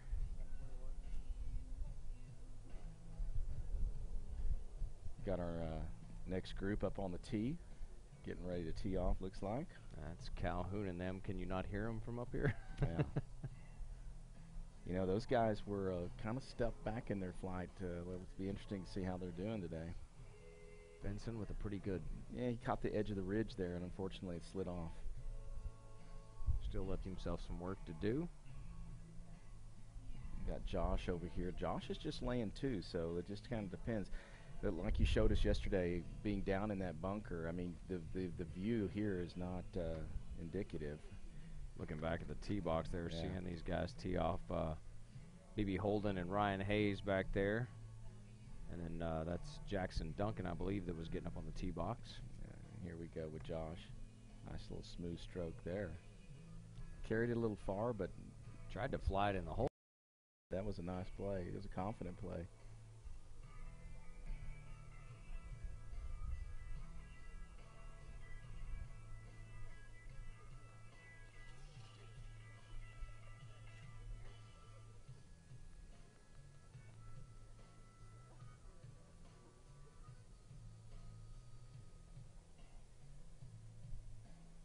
Jason's kind of looking at his partner's ball, checking it all out.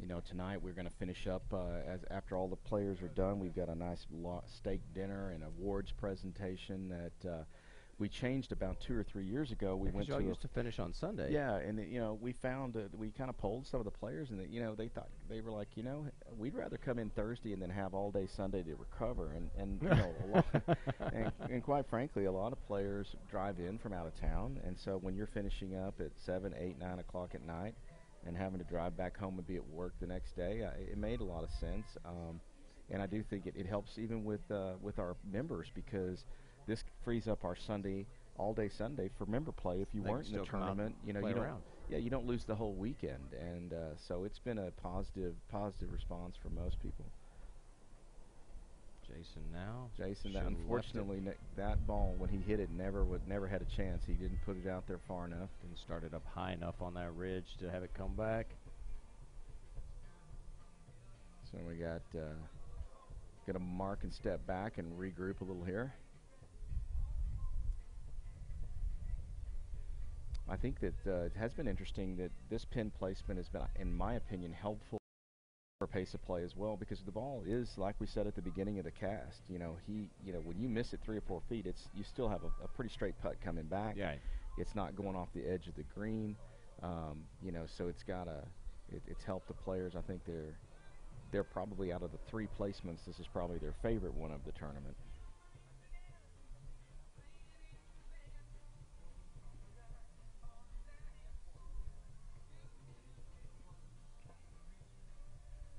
Josh for his par. Pushed it out, definitely. Not happy with that at all.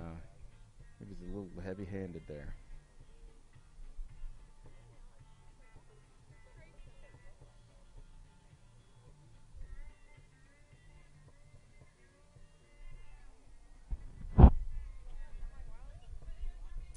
Brian Benson, this is a good example of a good camera angle. He's got that reverse grip going, and that reverse grip helps him maybe not to overplay. Kind of restricts his movement. Nice smooth stroke there. Unfortunately, not quite as much as it needed to be, but it definitely in the hole with his 5, I believe, so that's not terrible. His partner, Ricky. Yeah, this ball, as you said, this ball's going to move a little bit from right to left. You know, probably I wouldn't take it more than a ball out, though. I think that depending on how fast you're going to putt it. That tee's got. And it looks like he has a read that way. Yeah, he's outside a little bit. Let's see. It depends on how hard he puts it.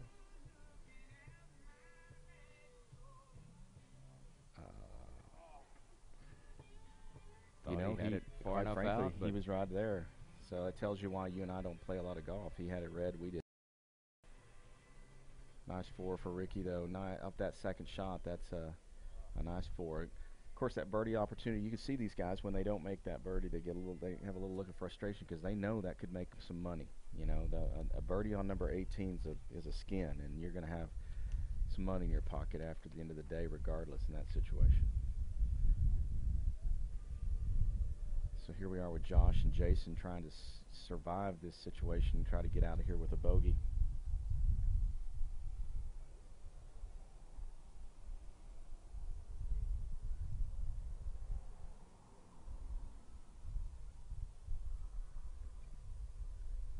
Unfortunately, a little bit misread there.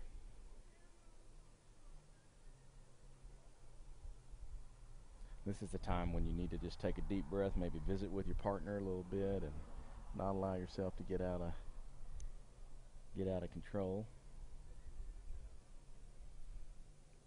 If Jason was teaching one of his kids right now, he would tell him just to relax and stay within himself, and focus in. Yeah, I think Will came home and complained about that a few times.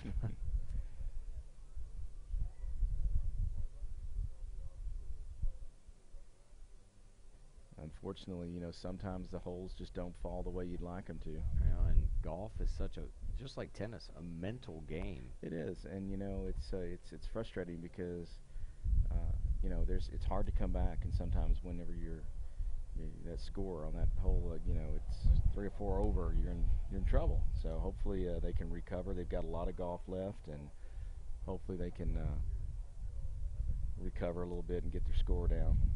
So that's our last group that teed off on number 11 today. They'll finish up their last round. You just see Jason there in that replay.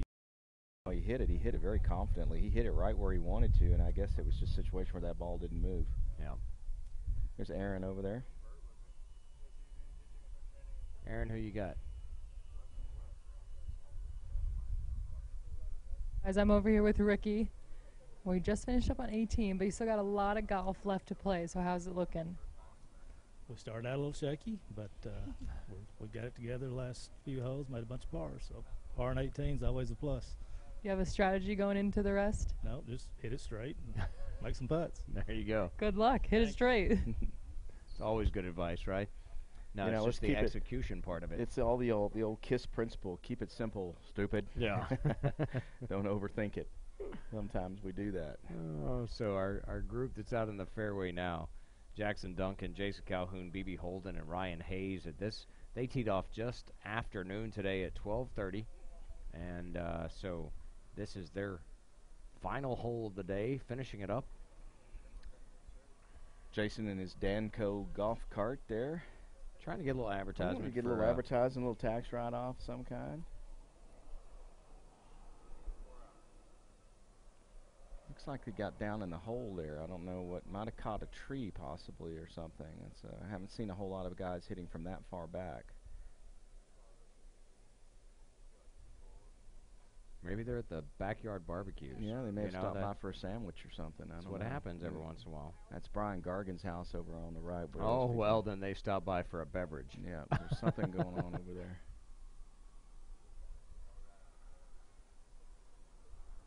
You know, you can hear coming from behind us. You can hear you see down in the, I guess, the ravine there down the left side of the fairway is where, I think that may be where Jackson Duncan is playing from. He obviously either caught it. There Look it at here. comes. Yeah, it came out of there. He actually hit a really nice shot. But Yeah, you can see the ball actually went through our camera angle right there. I mean, from where he was at, that's probably not bad because that's pretty much tree town over there. Yeah, if he'd got it a little farther out into the fairway, that curve back that he had on it might have ran it right up on the green.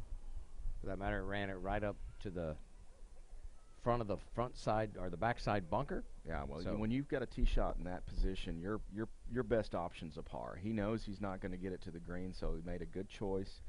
Took the ball down low, got himself into position to pitch and try to putt for the par, and then hopefully his partner Jason Calhoun is in a little bit better situation and can help maybe try to go for the score.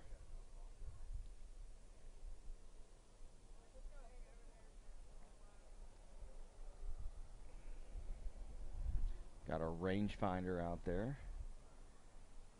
It's amazing the technology golf has come up with. I mean, they can actually tell you exactly how far you are down to the inches.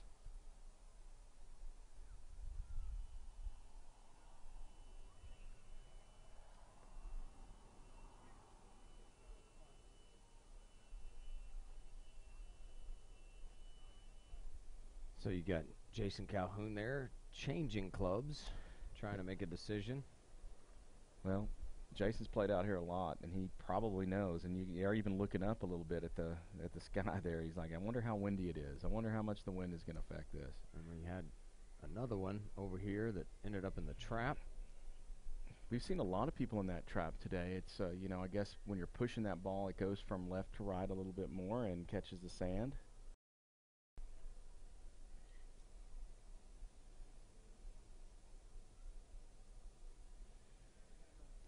Calhoun's talking to it. See if what he said to it was anything good, and probably not now. Yeah, and you can see he looked over. He's like, what did I do? Not a terrible situation, but definitely took himself out of the bird sanctuary. He's not going to be in the bird sanctuary on that one. He's going to have to. He's almost exactly identical to his partner on the opposite side of the green. Yeah. So, well, that's you know, a replay of the last shot that ended up in the bunker, and you can see he just kind of lost his footing a little bit. You lose your balance on those, and you know, there's just not going to be anything good that comes out of that. You know, the body reacts when the balance is upset, and you can see that there wasn't good balance on the contact, and so therefore we're in the sand trap.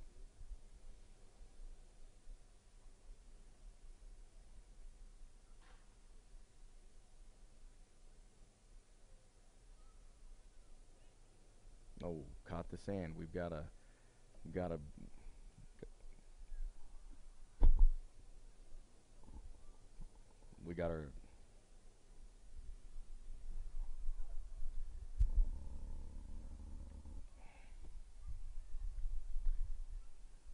they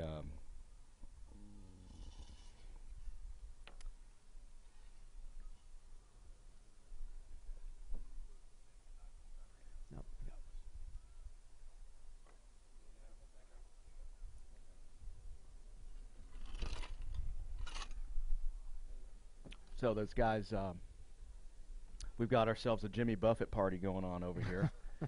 We got some guys on both beaches and not very many people in the ocean. So it happened.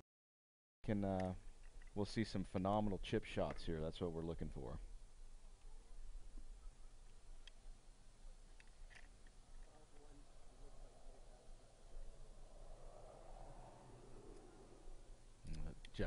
Got Jackson Duncan moving over to his ball.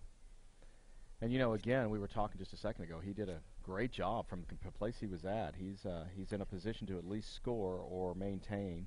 Yeah, really a great shot and aggressive and I think that play from being down in that ravine. You know, it's interesting that,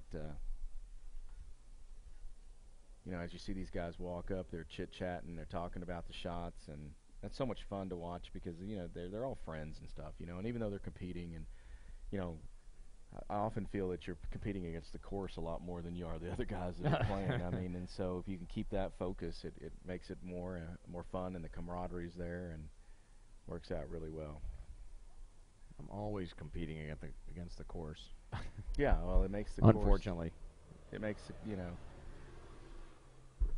Makes it more fun when we're with a group of guys that you know and that are, understanding the same troubles you are. There's Jason. He's got a little pump and run there. That doesn't look bad at all, ladies He and may have an gentlemen. opportunity. That hole just shrunk up right there.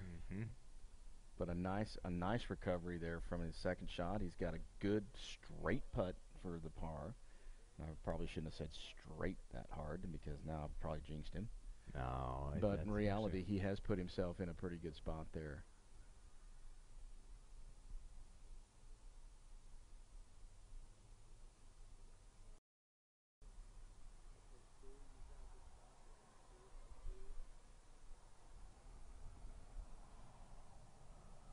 Little sand shot here. And if you notice, he's digging his heels in. That's actually a technique that a lot of players do because you want to get your heels into that sand and get yourself a little lower. That way the club will stay down a little bit more. Of course, you have to lift the club behind the ball. You can't ground your club in the sand trap. But having your feet kind of dug in helps. Beautiful shot. What a shot right there was. And I think the gallery's clapping over there. We don't have a camera on it, but you can hear them in the background. But it's kind of interesting, Dave, you said you got to finish. You got to finish on that sand shot, and that's exactly what he did. He did a great job of finishing. Took that full swing and allowed the sand to push the ball out. Right. Got a nice. Hopefully we can get a look at that again because, that's about as textbook as it gets right there. If anybody is watching that, watch how those heels are down. His heels are low. His hands stay through. Came all the way through. And when you're standing that close to the pin, and you swing that much, that's the whole hard part about it because you're not that far from the hole. Yeah, because in your mind you're thinking, why am I swinging this hard? Yeah, you could not. If you'd have hit that ball flush on a regular lie, that ball would have gone a million miles. But instead, it's perfect. So, really nice play out of the sand. Yeah, and a great job with the crew there getting the replay. Jackson Duncan with his shot, he just ran it by. Now we're back to the front side bunker. A little bit of a lip there, Ryan's got this shot. Yeah, that's a good ball. It's unfortunately, he didn't. It had a lot of spin on it. It would have stopped, but he caught the edge of that little shelf that's there, a little bump in the green. So he's got a little golf left for his par.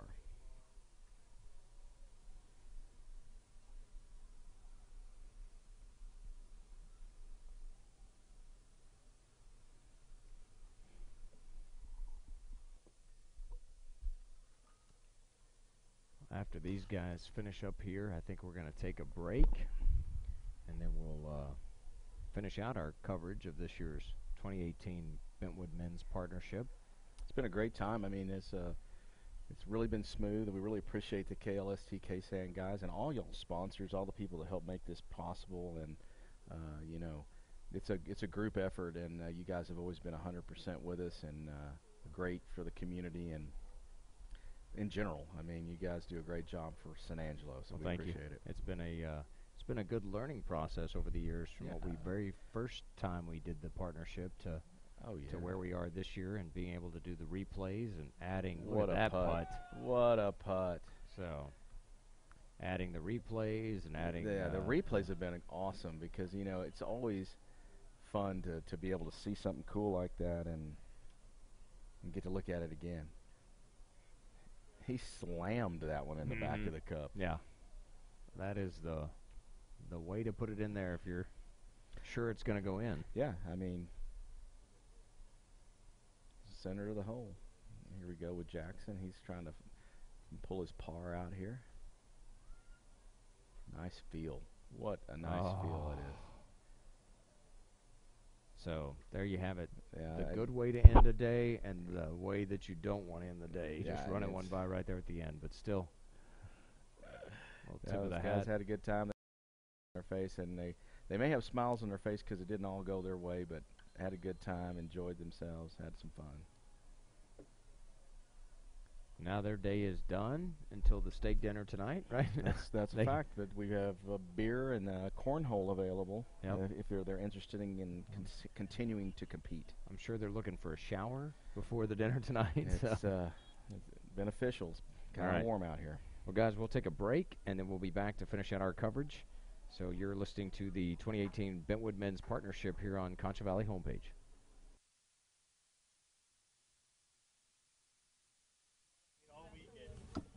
Okay, you guys, I'm here with Ryan, who just ended it with that putt. And Ryan, tell me what you told them. Tell them what you told me. Out of 54 holes is the only putt I made in the whole tournament. But how was the rest of the day for you? It was good. We had a lot of fun. Ready to enjoy the end of the competition? As you can tell. A victory. Here you go. Cheers to you guys. Good job. Is that a victory jello shot over there? That's what it is, yeah. We got some red, white, and blue. All right. That's the kind of golf we have going on. Thanks, Aaron.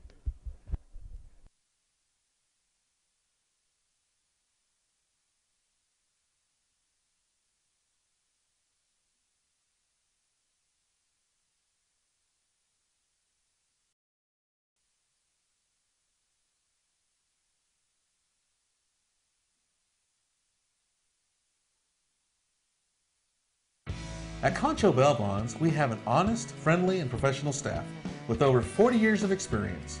We understand that if you or a loved one needs our help, you want fast and efficient service that you can trust. That's why at Concho Bail Bonds, we are here for you 24 hours a day, 7 days a week, 365 days a year, with easy payment plans, and we accept all major credit cards. Y habla español. At Concho Bail Bonds, it is better to know us and not need us than to need us and not know us. We know Texas weather is different from the rest. That's why you should trust the KSAN-Concho Valley Storm Team. We were born and raised in the great state of Texas. And that makes us better prepared to keep you ahead of the storm. Whether it's winter weather, severe storms, or extreme heat. We know this weather because we've lived this weather. Trust the KSAN-Concho Valley Storm Team to keep you ahead of the storm every day. My father passed his truck down to me. That's the same thing I want to do with you. It's an emotional thing to watch a child grow up, and especially get behind the wheel. I want to keep, stacking up the memories and the miles and the years. He's going to get mine, but I'm going to get a new one. When it's time for your old Chevy truck to become their new Chevy truck, there's Truck Month. Get 18% of MSRP cash back on all Silverado 1500 Crew Cab LT Texas Edition pickups. That's $9,000 on this Silverado. Plus, during Truck Month, make no monthly payments for 90 days. San Angelo now under a very real threat. Severe thunderstorm warning coming in from the north side. And we are also looking for the potential of hail coming from this storm as well, waiting for confirmation either. We're getting reports of quarter-sized hail and wind gusts up to 80 miles per hour. Right, thanks. 80 mile an hour, quarter-sized hail. All right, guys, we got to cut in immediately. Thanks. Good evening, Concho Valley. Thanks for staying with us. Breaking news, a severe thunderstorm warning has been... I'm Tommy Clark, General Manager of Ameripride Services. As a native of San Angelo, I appreciate the sense of family that exists here. Ameripride considers our customers our family. Thank you for choosing Ameripride Services for your uniform and linen needs. Remain informed on breaking news with the updated Concho Valley Homepage app. Now containing severe weather alerts, push notifications, extended weather forecasts, and more. Download the Concho Valley Homepage mobile app today. Available on iPhone, iPad, and Android. Cake's here. Oh. You know, it doesn't make sense. What we're paying for just satellite TV, I think we could be getting TV and internet from Suddenlink for less. It's just not right. Can I see my cake, please? Switch to Suddenlink and get TV and internet for less. It just makes sense. Call 877-733-1324. It's hard work and sacrifice and never even thinking twice, and it's waving at people you don't know. Cause that's how we're born and how we're raised. The Concho Valley is our place. It's cheering for the blue and the gold. Local is your neighbors, local is your friends, local is a place you've always been. Then I love the way KSAN's local every day.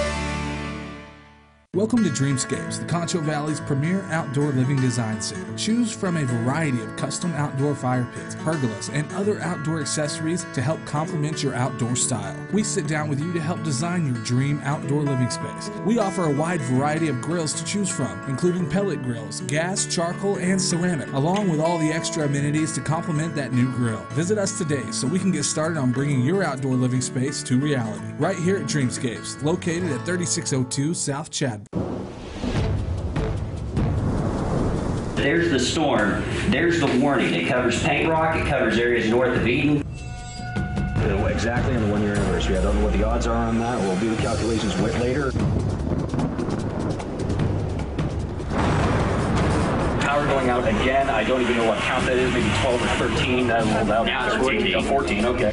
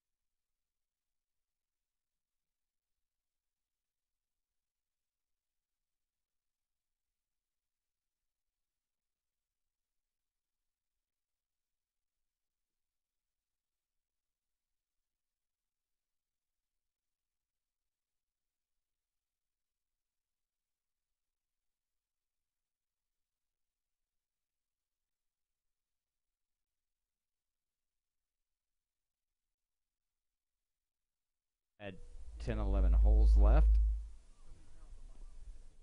So now these guys are coming in their final hole of the day. This should be the group of Andy Bostic, Luby Perez, Michael Valdez, and Raymond Ledesma. So we've got, counting this group,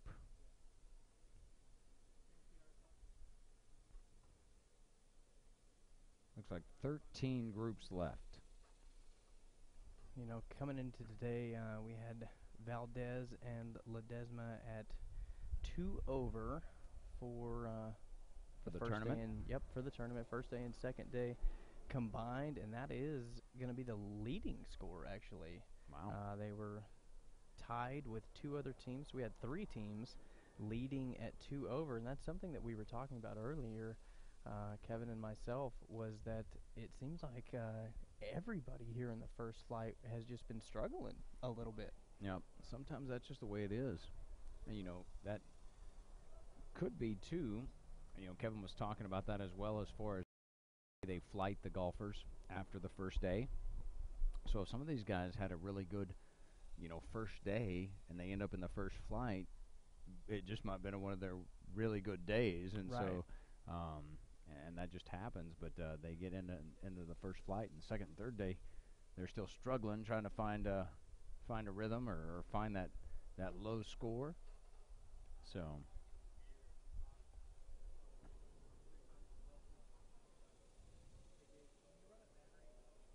looks like Bostic and Perez, the other team here in this grouping, they were coming into today 5 over, so 3 shots off the lead.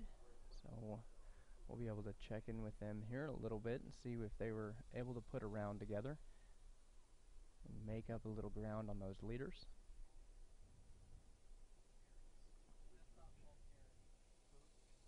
Looks like we've got a short little approach shot right off the front of the green.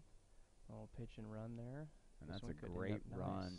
Nice. That's where, you know, a lot of those guys today have left it short of that, and that ridge has kept them from getting up on the flat part of the green where the hole is really cut today for this last round.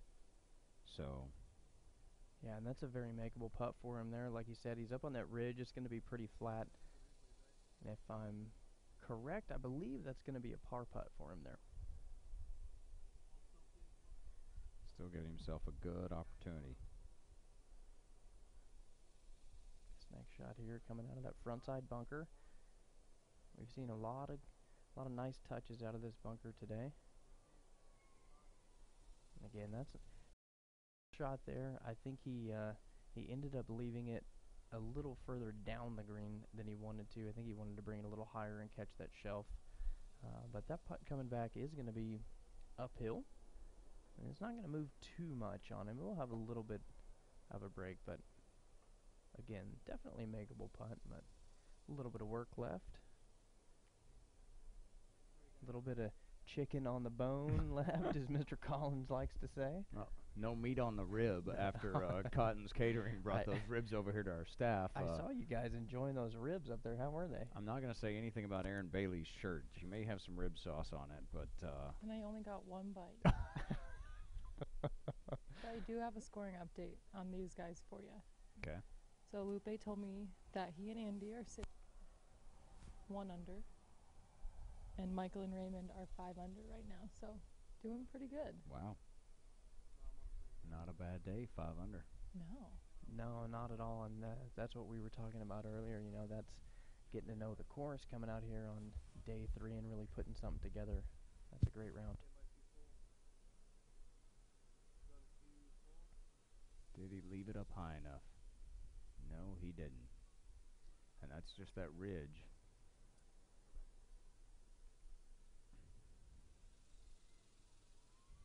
Now from the sand and the back trap.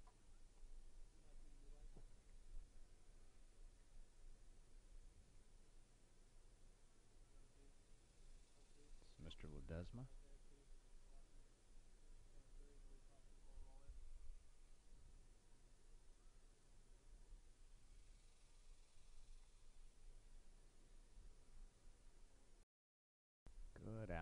didn't release exactly as much as he wanted it to. Still a good position from there. Yep, and again, that's a very makeable putt. So he's got a good chance at saving that one.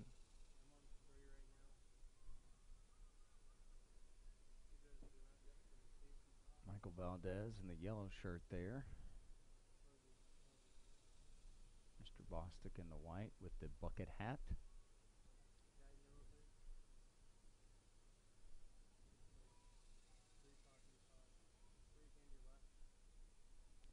So Michael Valdez. A little work up over the ridge. Let's see if he read it right. Oh, good speed. Yeah, he had a really good read there. Unfortunately, it was just a bit outside the cup, but a great touch there, and he'll finish up 18.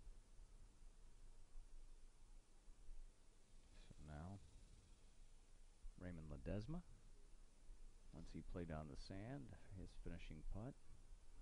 He's got about, what, 6 feet there?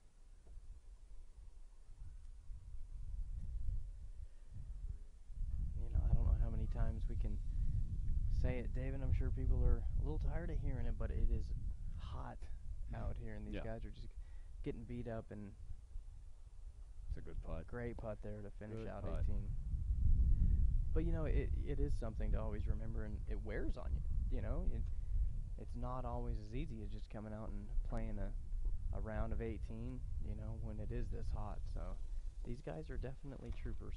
That's the one thing they're all mentioning when they're pulling up. I'm like, how's today going, guys? You know, every single one has said it. And that's the other thing too. You know, I mean, after 2 days of being in triple-digit heat, it's that third day that you're really tired, and you know, I'm sure your muscles have a lot of lactic acid built up, and if you're not hydrating properly, which, you know, I don't think that anybody truly hydrates the way they should, because if these guys were thinking about it, they would have been drinking water Monday, Tuesday, Wednesday, Thursday, you know, leading up to the first round, because once you get to the day of the tournament and you're in that sun, you can't get hydrated on the day that you're going to be out in it. No, you got to kind of take that camel technique. Yeah, fill up. See if you can store as much as you can, you know, because you are going to lose some water being out here, for sure.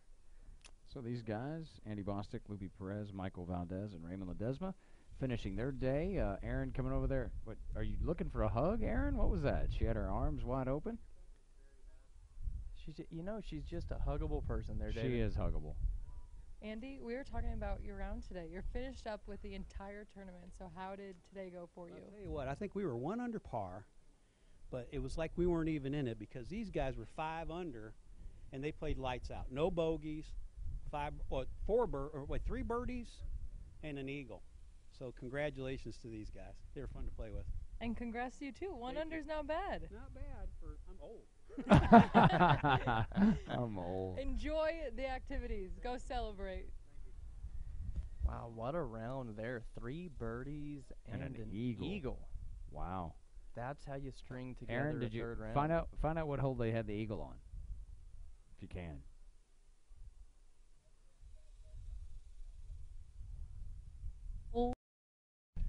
Hole 11. 11. There you go. So these guys just after making the turn, turning it on a little bit on 11. Very nice. That, of course, is that long par 5 over there. But a lot of the players were actually starting on that hole. Yeah. But these guys all started on tee number 1 this afternoon. This is now Dwayne Custer, David Aycock, Craig Elwanger, and Jamin Burke. And they started on number 1 just after 1 o'clock, 1:02 to be exact. And that's actually an interesting shot that we have there. You can see the top of the flag, and that little thing right on the top is what Kevin Collins was talking about with the rangefinders. Yeah. It's what they pick up, and that's how you can tell the distance of where that pin is located. It's like it has a little rebound signal to the rangefinder to tell you exactly how far it is from there. So that one did not come back to the green the way he wanted. It stayed out to the left side, our right over in that rough. I guess that's some, again, what Kevin said, some St. Augustine that came out from maybe a neighbor's yard and mingled in with the coarse grass. Said, you know what? Let's be buddies. I'm Yeah. just going to take this part for myself.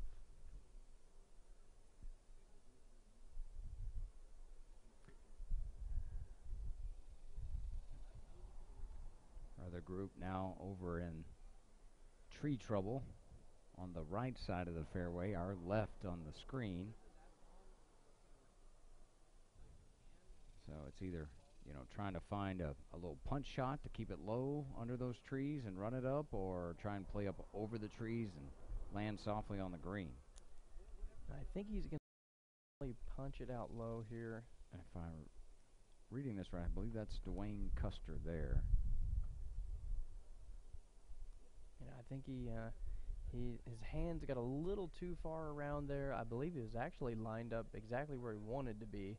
And I think he ended up with just a little hook pulling it over into that front side bunker. That might have been Jammin' Burke, actually, because I believe that's now Custer in the fairway in his gray shirt. And Custer's got a straight-on approach shot here. He didn't waste any time at all. He got over it and took a swing at it, and he's going to be happy with that. Yeah, a little fist bump going back to the cart with his buddy. Yeah, absolutely. He got out there and said, "It's hot. I'm ready for a beer."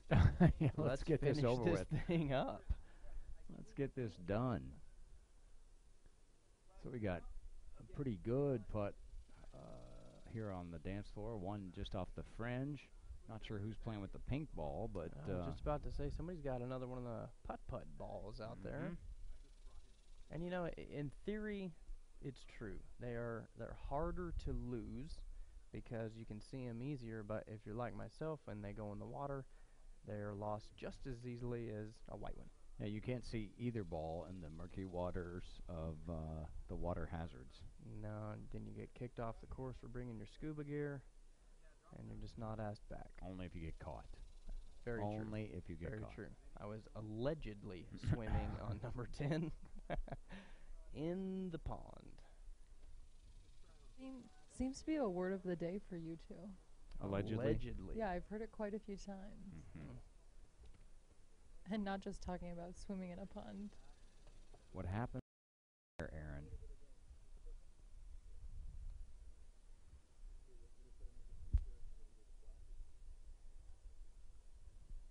Like you pointed out earlier in the day, David, it does look like we're going to have a bit more of the entourage action going on. It is Saturday, of course, so more people are off of work and afforded the opportunity to come out here and watch their significant others or loved ones. And a lot of these guys in the galleries now have either finished up their day, they were in the first flight, and so they went home, cleaned up, said let's go back out and watch our buddies play.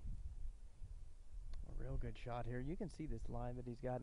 It's not buried super deep, but it is a little bit. He's going to need to just let that club face do all the work there. It's David Aycock, and it's stuck in that fringe. If he does it about another foot further, it lands on the green and rolls over there the hole, but it just got hung up right there in that first cut, and he's got to be upset about that.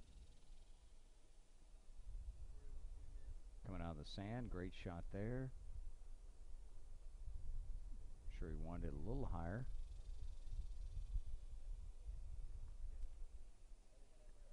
Pull the pin now. Everybody's on the green.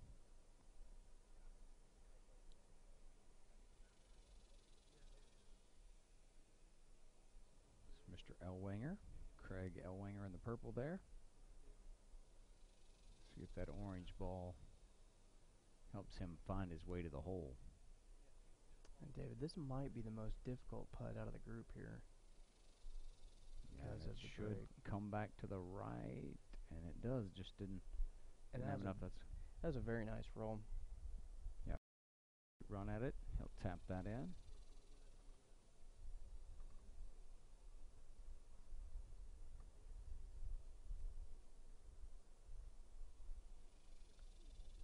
I believe it's Aycock now on the far side of the green after his unfortunate bounce on the fringe and staying right there. So this is a pretty long putt that he's got left, but as we were talking about, you know, throughout the coverage here, he's right on top of that ridge, and from that side, it is decently flat all the way over to the hole. So this ball's not going to slide much on him. He's just got to give it a nice stroke and give it a chance to get all the way over. Look at this putt. Oh, just ran it to that left side. And he definitely gave it a go there, and that should be an easy cleanup coming back.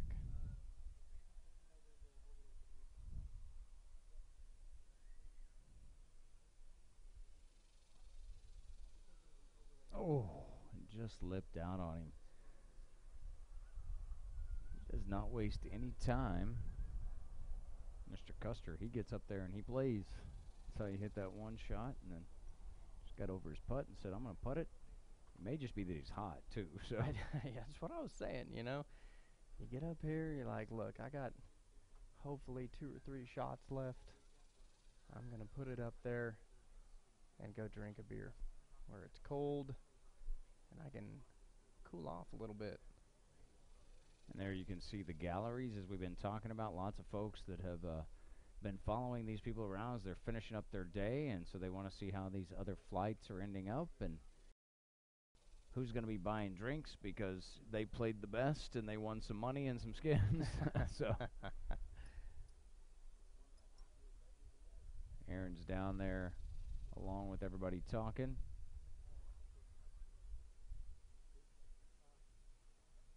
All right, I have Craig, who just parred the hole. He's finishing a cookie.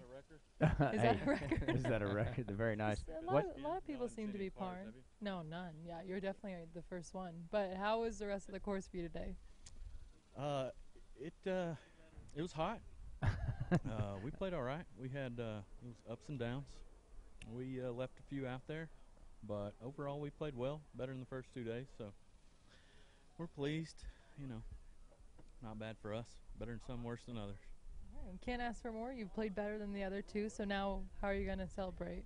Get a cold lots beverage. of adult beverages. There you go. Yeah.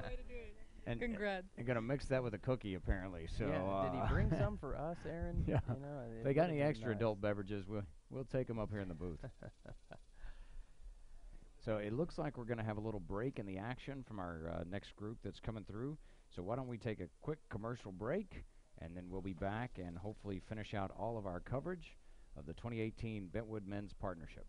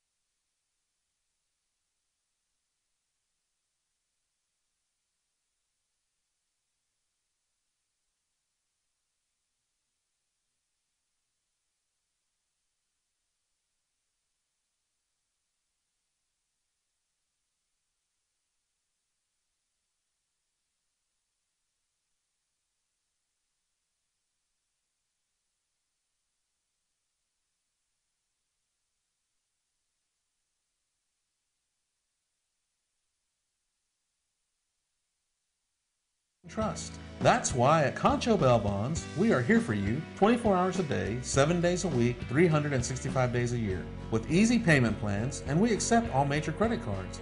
Y habla español. At Concho Bell Bonds, it is better to know us and not need us than to need us and not know us. We know Texas weather is different from the rest. That's why you should trust the KSAN-Concho Valley Storm Team. We were born and raised in the great state of Texas. And that makes us better prepared to keep you ahead of the storm. Whether it's winter weather, severe storms, or extreme heat. We know this weather because we've lived this weather. Trust the KSAN-Concho Valley Storm Team to keep you ahead of the storm every day. My father passed his truck down to me. That's the same thing I want to do with you. It's an emotional thing to watch a child grow up, and especially get behind the wheel. I want to keep, stacking up the memories and the miles and the years. He's going to get mine, but I'm going to get a new one. When it's time for your old Chevy truck to become their new Chevy truck, there's Truck Month. Get 18% of MSRP cash back on all Silverado 1500 Crew Cab LT Texas Edition pickups. That's $9,000 on this Silverado. Plus, during Truck Month, make no monthly payments for 90 days. San Angelo now under a very real threat. Severe thunderstorm warning coming in from the north side. And we are also looking for the potential of hail coming from this storm as well, waiting for confirmation either. We're getting reports of quarter-sized hail and wind gusts up to 80 miles per hour. Right, thanks. 80 mile an hour, quarter-sized hail. All right, guys, we got to cut in immediately. Thanks. Good evening, Concho Valley. Thanks for staying with us. Breaking news, a severe thunderstorm warning has been... I'm Tommy Clark, General Manager of Ameripride Services. As a native of San Angelo, I appreciate the sense of family that exists here. Ameripride considers our customers our family. Thank you for choosing Ameripride Services for your uniform and linen needs. Remain informed on breaking news with the updated Concho Valley Homepage app. Now containing severe weather alerts, push notifications, extended weather forecasts, and more. Download the Concho Valley Homepage mobile app today. Available on iPhone, iPad, and Android. Cake's here.